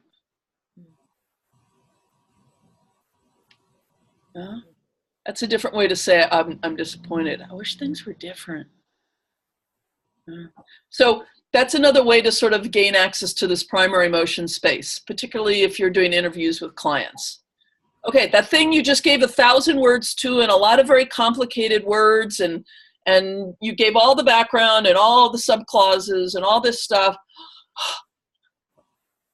If you had to say the ouch in 10 or less words so a 5-year-old understood it, how would you say it?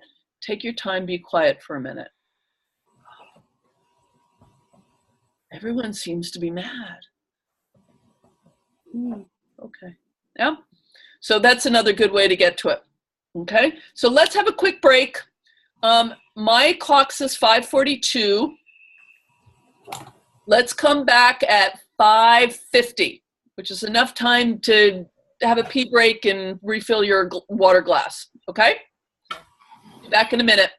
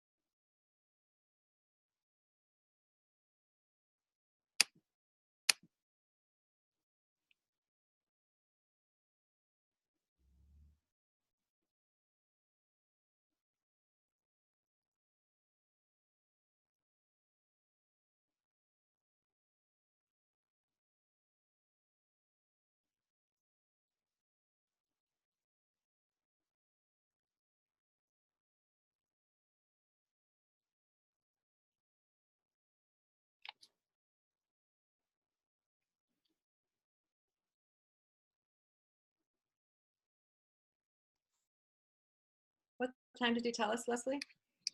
5:50. That's by my clock. It's 3 more minutes. Okay, I'll be right back. Okay.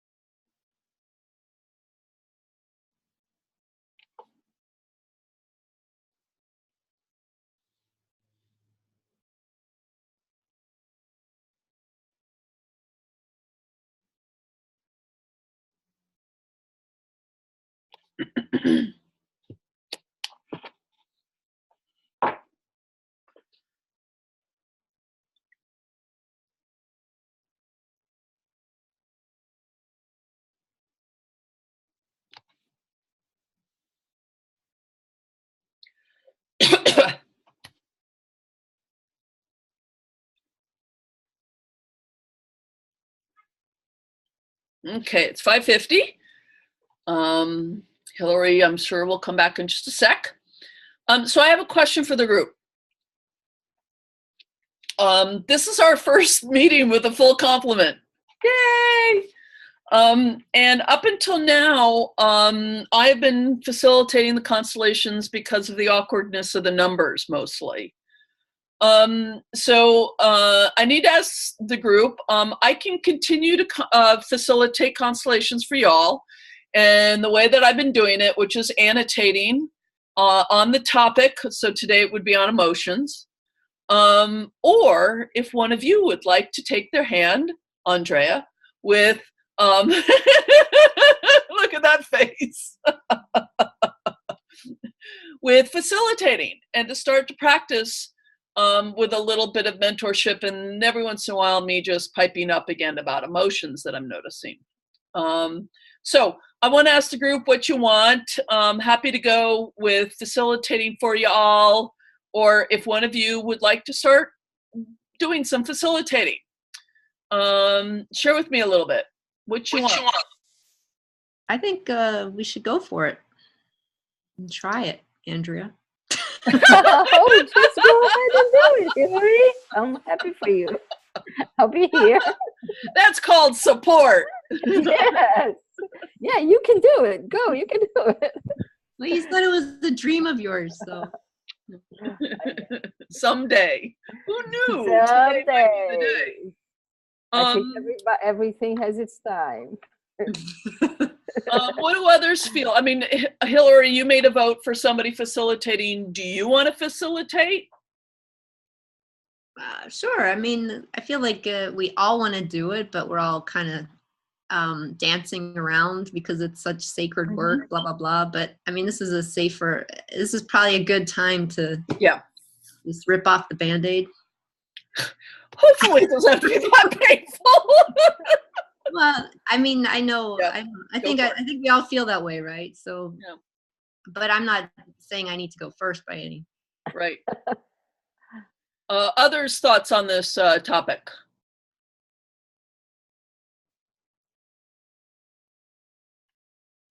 And obviously, we're a small enough group that we're going to do this all together. We're not going to split into smaller groups. I think it's a good idea to practice it. Okay, good. Jeff, you A-okay with this as well? As long as it's not me. It's very interesting to Someday me. it will be you, Jeff. When I go to a constellation, I'm the first one to jump in. I love to be a representative. I love to do my constellation. I just have this problem doing it. Well, and I think, to be fair to Andrea, it is her first time meeting y'all. And so I'm happy to have Hillary or Kimberly facilitate, and then maybe Andrea next time. How does that feel? Sure. Or were you just volunteering? Did I misunderstand? Me? Yeah. No. No. That's what I thought. That's what I thought. No. Yeah. So Kimberly or Hillary?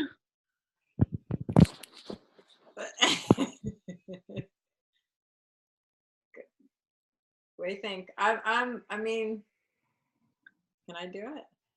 I could do it. I've only seen 3 or 4 constellations, but. Well, why don't we start with Hillary? Because Hillary seemed willing and ready. Okay, let's do it. Yep. Okay, all right. And then I'm going to ask either for Kimberly or Andrea as clients, because Jeff went last week. I'll go as client. I don't mind. Okay. So just for some sort of ground rules, we have a little over a half hour here. So this is to some degree going to be just a look. We may not have the world's most perfect resolutions, right? And so the issue that you have, you know, you can, whatever you want to bring, Andrea, you can bring. But if you have lifelong depression, you might want to choose something a little smaller chunk. And then Hillary, I invite you to just get enough information so that you can choose a couple of a couple of roles. Okay. Don't feel like you have to do the exhaustive interview, because then you'll run out of time, right? Right. But enough that you feel like you've got enough of what you need. And the good thing in this context is that if, like, you're halfway in the middle of the constellation and you want to go, Andrea, was there something about your mom? You know, because it's now becoming clear that you didn't ask that and it's relevant now. And I may just pipe up every once in a while to say something about emotions, just to do the teaching piece. Okay? And again, we're going to be looking for a good enough ending here, not necessarily, you know, the one that we might get if we had an hour. Sound good to everybody? And that means that primarily Jeff and Kimberly will represent. I'm useful in a pinch, and you know, we'll work with what we got. Okay. Okay. So I think I'll talk about what I said before. The relationship that I have with my adopted daughter's father. It's very difficult for me. I wanted to respect his role as a father, but he is a very aggressive person and very challenging and very defiant towards me, towards us, towards my husband and I. And right now, a couple weeks ago, even though he doesn't have any right to see her because they terminated his rights, I still let her see him and talk to him, and right now it's phone. And the last phone call that we had, and she was happy trying to talk to him, and he started asking what did she eat, and then she said that She had pasta with broccoli, and he kept kind of, that's it, but you don't eat healthy. And we are super healthy, we're organic. She's a child with a lot of problems, that we have a lot of things that we do for her. But he wouldn't stop. I actually had to kind of cut the conversation, because she's 5, she wouldn't understand what was going on. And he is just wouldn't stop. You need to eat right, and you need to do this. And the next day her mom called and apologized for his behavior. And I said, you know what, we don't want him to talk to her anymore. But it's something that's not resolved with me, because she really likes him, she loves him, and she has a good relationship with him. Are the parents together? No, he's a very violent person. He's actually has been in jail for manslaughter. Not everybody knows that. It's kind of a secret. Oh. But he's very gentle with her. Very, very gentle. So what's your primary feeling toward him? Is it one of fear? Is it I think the primary is more fear. I try to kind of show this very tough time, but I have fear. I know he wouldn't do anything with Maya, but with us especially, Does he? What's the situation with him? Are they in close proximity? Not right now, no. I used to live in Poughkeepsie, upstate New York, and now we're in Maine, so we are like 6.5 hours car drive. And if you could have the ideal situation come through, what would that look like?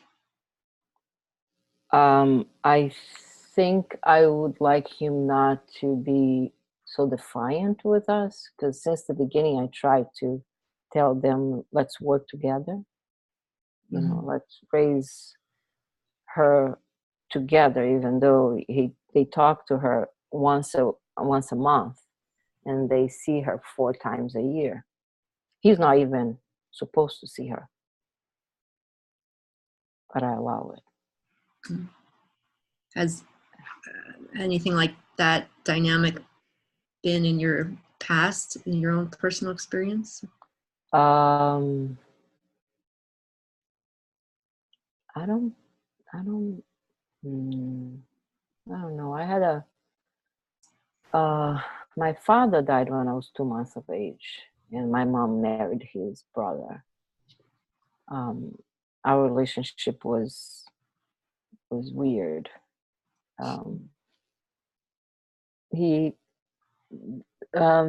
They had 2 kids after me, my sister and my brother. And my stepfather was very, very, very angry person, very rigid and paranoid sometimes. And but as far as custody and things like this, I don't think so. But that when I might be asking leading questions here, but if the fear gets triggered with your daughter's biological dad, is that a familiar fear that you felt with your uncle in the dad role? Maybe. Yeah, maybe. Mm-hmm. I'm wondering if it would be useful to set up your uncle/dad and yourself in this constellation. Mm-hmm. Yeah. Can we try that? Yeah.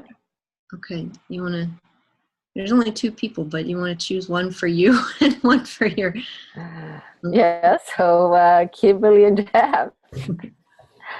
And you have the freedom to say no. Kimberly, would you be representing Andrea? Okay. And Jeff, would you represent her uncle who was married to her mom, became her dad? Sure. All right.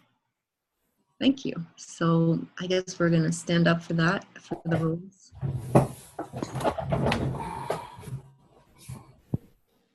And I guess maybe just take a few steps back so that the camera.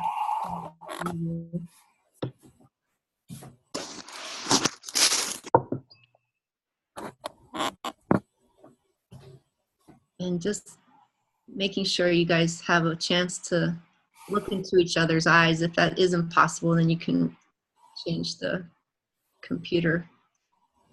Are you able to see one another? Blurrily. Other.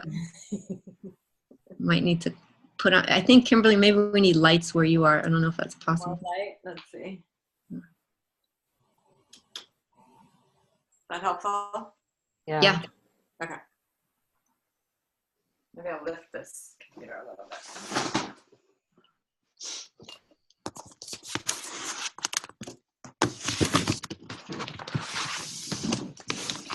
I have a question. Mhm. So how do you assign a role under these circumstances? I know how you do it, Leslie does it in person, but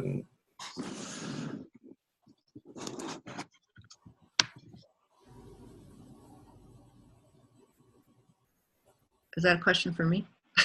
Or well, Leslie? Leslie or you or so what are you going to, what's the process there? Or do we just say to ourselves, I'm so-and-so? Well, I would say just take a second because we did a bunch with the technology, and just sit, stand, take a minute, feel into it, and feel what's going on in your body, first of all.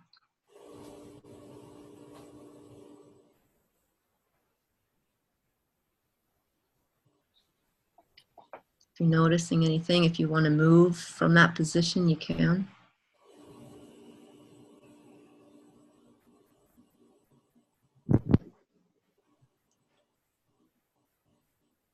And Kimberly, in the role of Andrea, what's coming through for you? Anything, any sensations? I have my eyes closed. And I don't feel very rooted. Like I don't feel very much energy from about my hips down.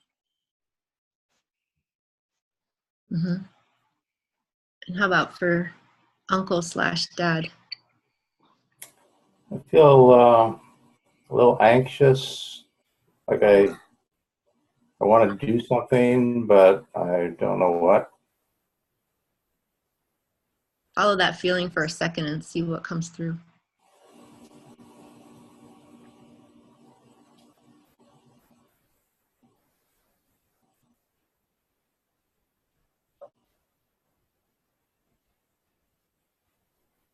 I feel like I need to do something, but I don't know what to do. Mm-hmm. Do you want to move your body in any way? No, I'm just kind of going like this, like I want to do something. I need to do something, but I have no idea what. Okay. And now, if you would, take a look at the person representing Andrea. Andrea.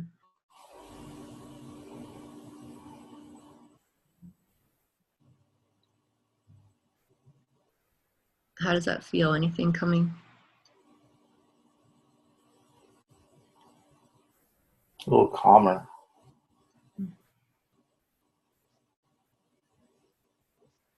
And in the role of Andrea, how does it feel when he looks at you? Are your eyes still closed? No, my eyes are open now, and there's something that's in this part of my field. My attention's getting drawn here.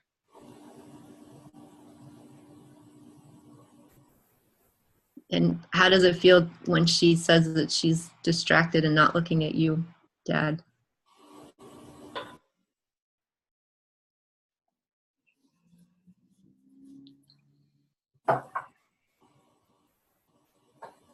I'm not getting a lot of emotion around it, around her. If I'm interested.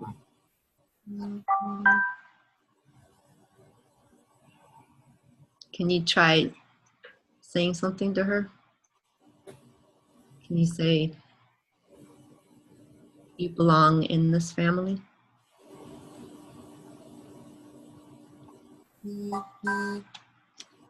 Doesn't feel exactly right. I can say it.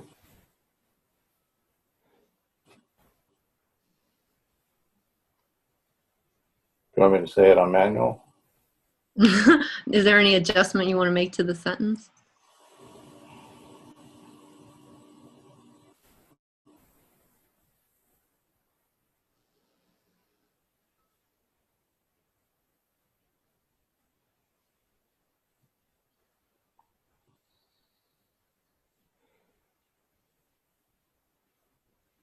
I think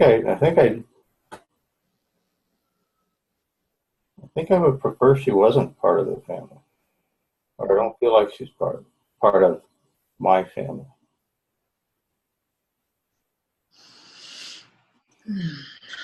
How does it feel to hear that? When you first suggested and saying that you're part of the family, there was a huge wave of emotion and like felt like tears were, I was gonna cry. Like being belonging to the family. Yeah, there's sad, feels sad. And the sense of longing.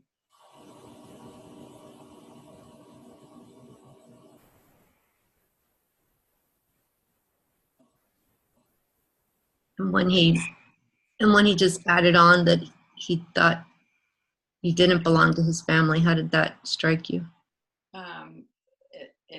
It felt like a physical blow almost. And it didn't feel, I could feel it, the impact of it, without actually having an impact in my body. I feel like it's something to do with the fact that she's my brother's child, and there's something about our interaction or competition or resentment. Mm-hmm. And that just makes me sad hearing you speak. Like, this is my family, you know, and it's like my brother's trying to intrude on my family. I suspect there's a lot of history between us. Can you say, I see you, Andrea? I see you, Andrea. You are my brother's beloved daughter. You're my brother's daughter. How does it feel when he says that, Andrea? Representative for Andrea.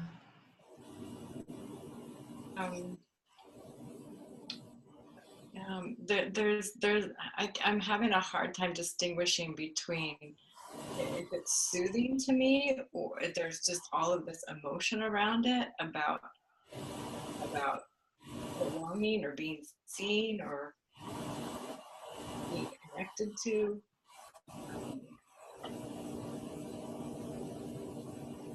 I just feel really heavy.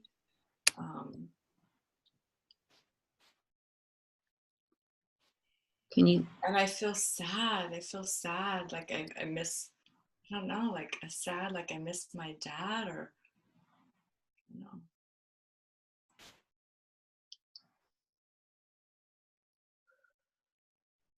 Can you try saying, hold on.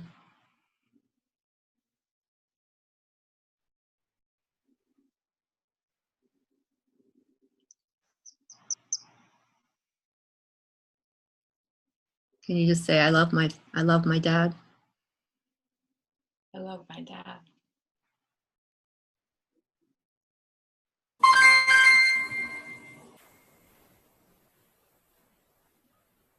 And can you say,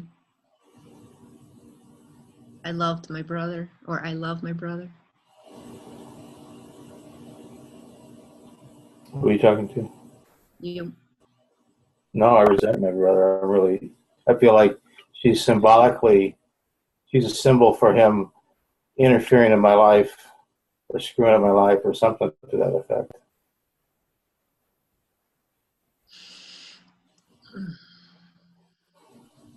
Again. Mm-hmm. Mm-hmm. Not my fault.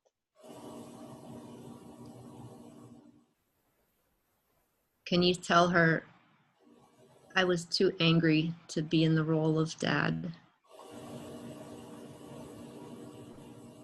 I was too angry to be your dad. I was too angry at my brother to be your dad.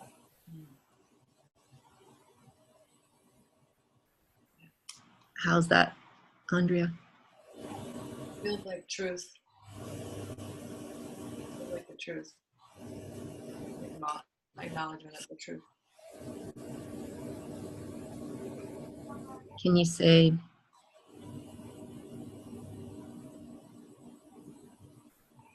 I belong to my mother and my father? I belong to my mother and my father. There's a place for me in this family. There's a place for me in this family. How does that feel? It feels stronger.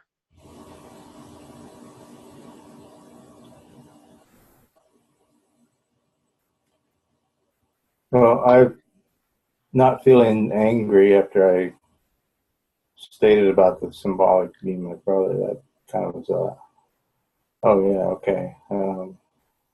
Not feeling that anymore. Um,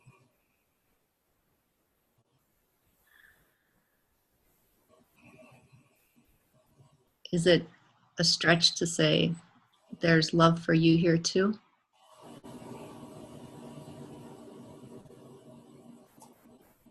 little bit of a stretch, but it doesn't feel completely wrong. Can you try saying it? I guess I want to say, at this point, I want to do right by you.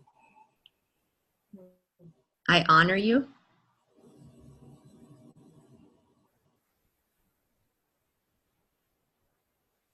I honor you. I don't want to blame you for your father's. You're not your father.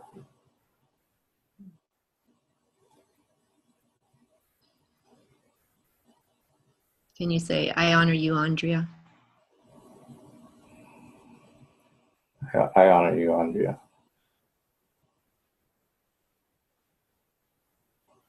And it's the family is bigger than just the nuclear family. So maybe you could say there is a place for you in this family.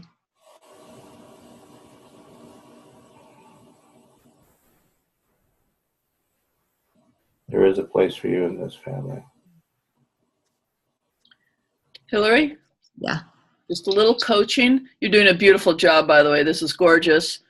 Just check in with your client and see how she's doing. Oh, sorry, I forgot. No, that's just a little check in with her might be good. Andrea, real Andrea. How are you? I'm good. Very, very, very true. Everything. Everything.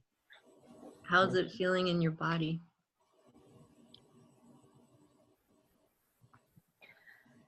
I think there was a deep sense of peace when he said his last word that he honored me.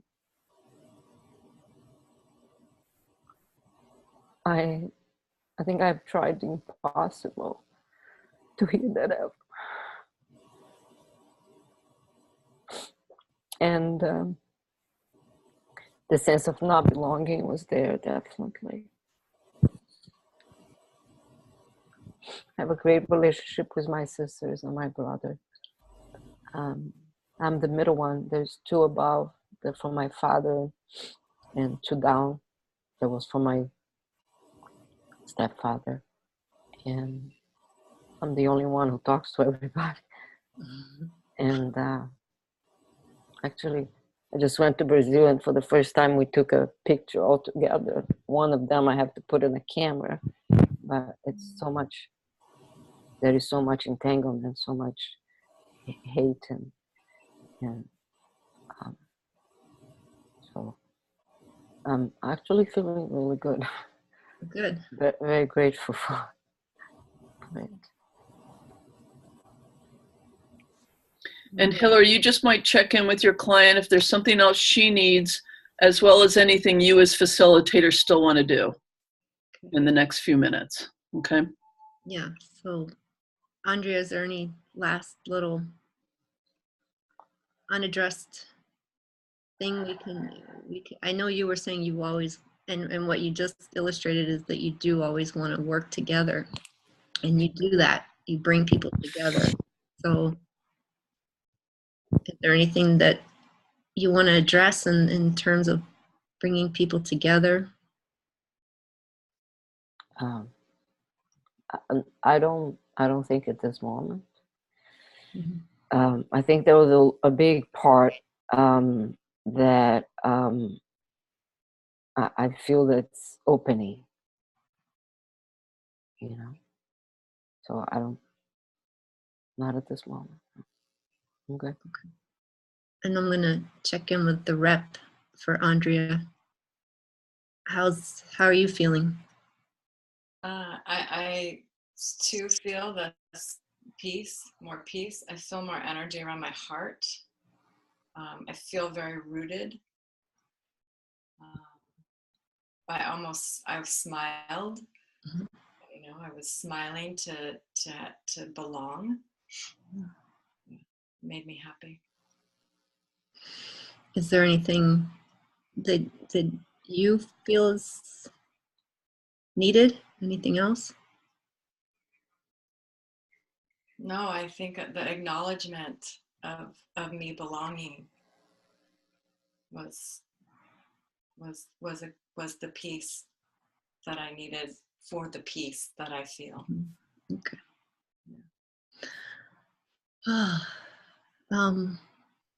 I almost want to go back and say and have one more sentence come from Uncle/Dad, if I can.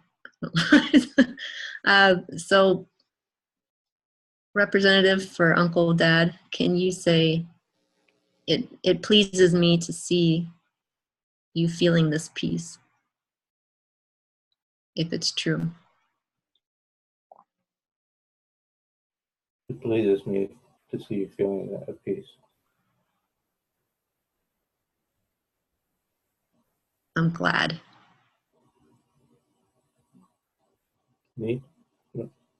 Can you add on, I'm glad? I'm glad.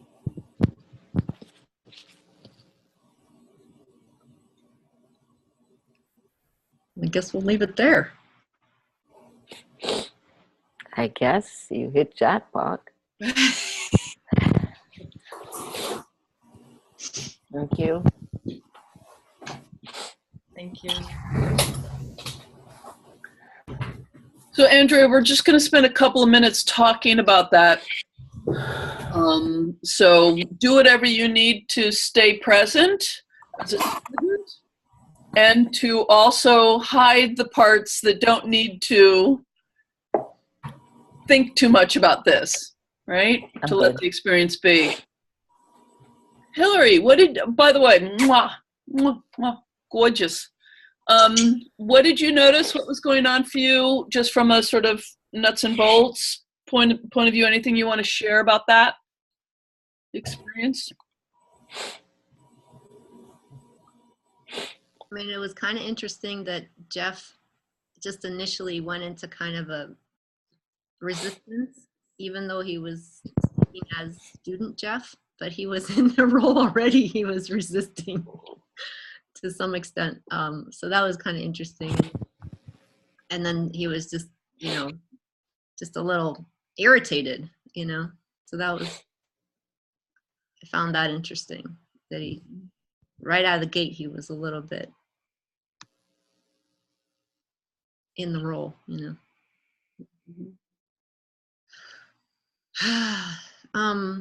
Also,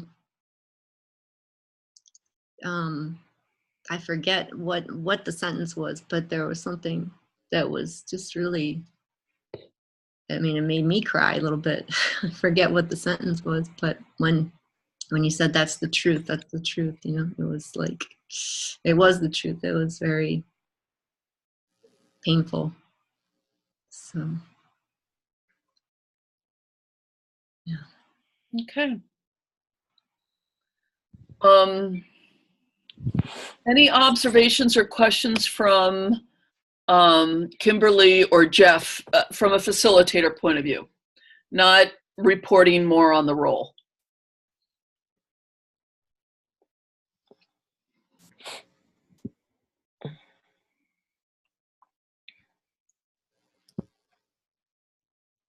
I guess not.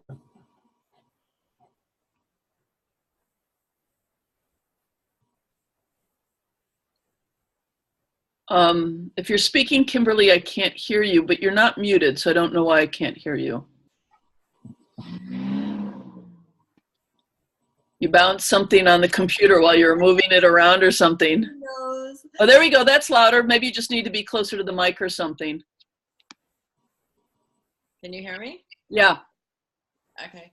I just wanted to say that I thought Hillary did a beautiful job of facilitating that movement. And it felt like a really safe container. And that was lovely. Yeah. To be part of.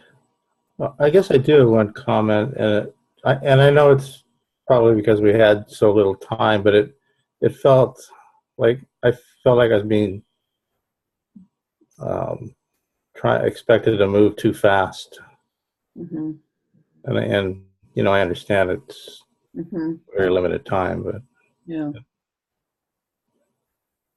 Well, and what I observed of Hillary as facilitators, that she tried some sentences that she had some sense might work, and when they didn't work for you, Jeff, she stepped back and reevaluated and came up with something new. And I do that all the time. As you get more experience, you'll do it less, but you'll still do it sometimes.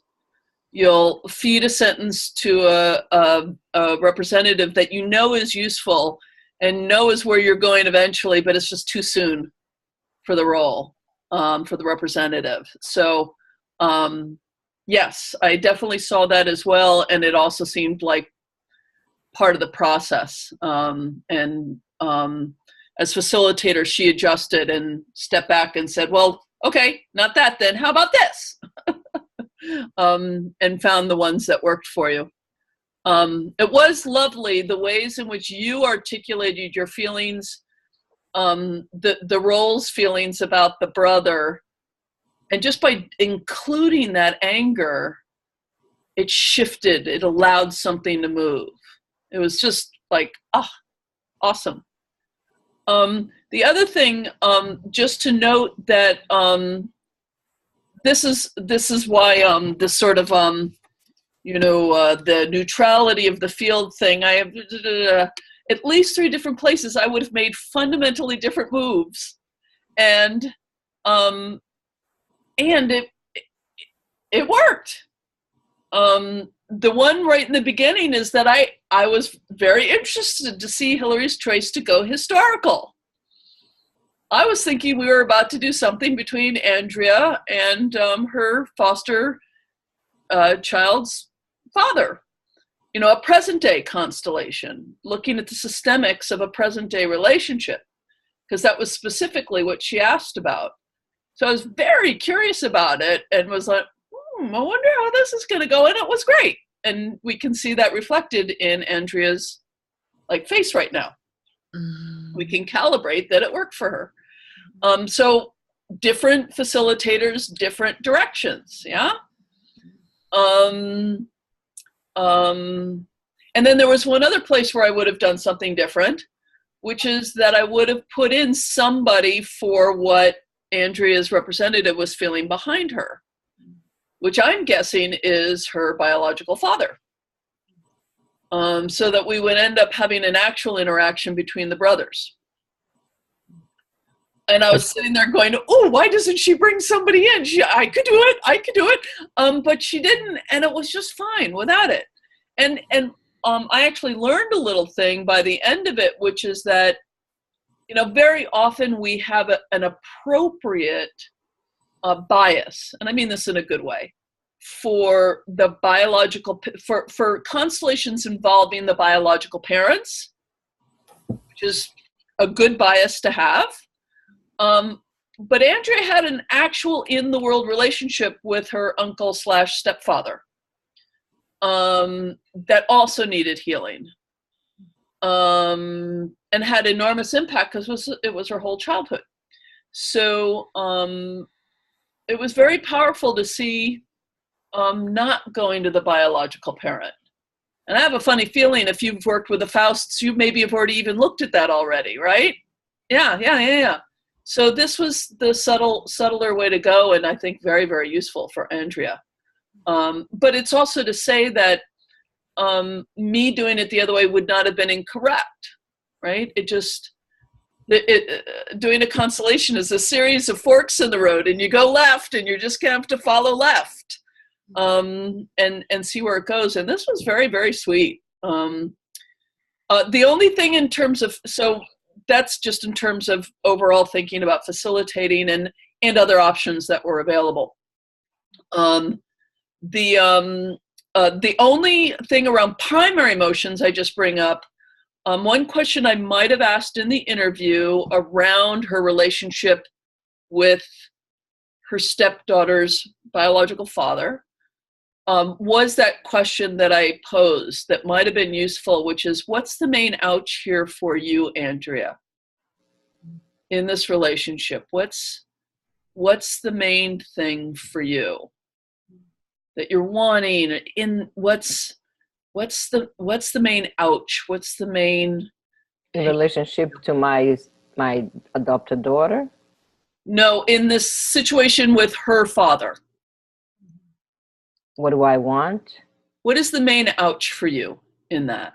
I think preserve the beautiful relationship that I see her with her father. What's the main ouch for you? For me, something that I didn't have. Leslie interviewing. Something that I didn't have. That I think Hillary touched when she said, "I honor you." I don't think in all the things that all the constellations that I'm going to invite you just for a moment, roll back in the relationship with your foster daughter's father, biological father, your relationship with the present day relationship with that man now. What's the main ouch in that relationship with him now? Put aside the constellation we just did and your personal history. He doesn't honor me. I don't feel honored by him. Okay. That's really nice. Yeah. That's really simple. Yeah. I had gotten that from the constellation. Right. Well, and again, I would have liked the answer to that question without the constellation. It's a useful question to ask, yeah? Yeah. Well, I mean, when my stepfather said that, the whole thing connected. Yeah. You know, here and there. So, but I just want to, and I wasn't mostly asking you that question of you now. I was proposing that as part of the interview. Oh, I see. To just ask, because she's got a present day problem. She's just got, we all got present day problems, right? We bring them to constellations, and just to ask, what's the main ouch in that situation you're in right now? So that was the only one thing that I was thinking of during the interview. And you did propose, I think, very helpfully the word fear. Yeah. And Andrea responded to that, but we didn't know if she would. That might or might not have resonated for her. But I did hear that word fear, and that was a useful word. Any other thoughts from a facilitator point of view about this little constellation we had? Well, I mean, I always like the reminder at the end that like it's sort of like let it all percolate down. Sure. And let it now, even though we're dissecting it, Mm-hmm. let it still be able to work its magic, you know, over the next hours and days, and right. Of course. Of course. Of course. And one of the things I always do in these classes is that there's an interesting balance between the learning of the students and the client in the constellation. So I always want to make sure that the students are getting the learning that you all want to get from it as well. And thank you, Andrea, for being willing to be so vulnerable and present to the constellation and the process. Really, really appreciate it. Thank you. Any last questions or comments about all that for you all? No, I don't think so. Thank you, Hillary, for being vulnerable and standing up and doing that. Good job, Hillary. Beautiful. Thank you for the opportunity. And thank you guys for being representative. You may be up next, Andrea. Yeah, I know. All week. Okay. So here's the homework. It's not very heavy. The homework. Just notice feelings, emotions in the week to come, either for yourself personally or again in the world. Fictional characters are just fine, as well as, you know, in movies and TV shows and in politics and whatever, your Facebook feed. And notice the differences between primary and secondary feelings.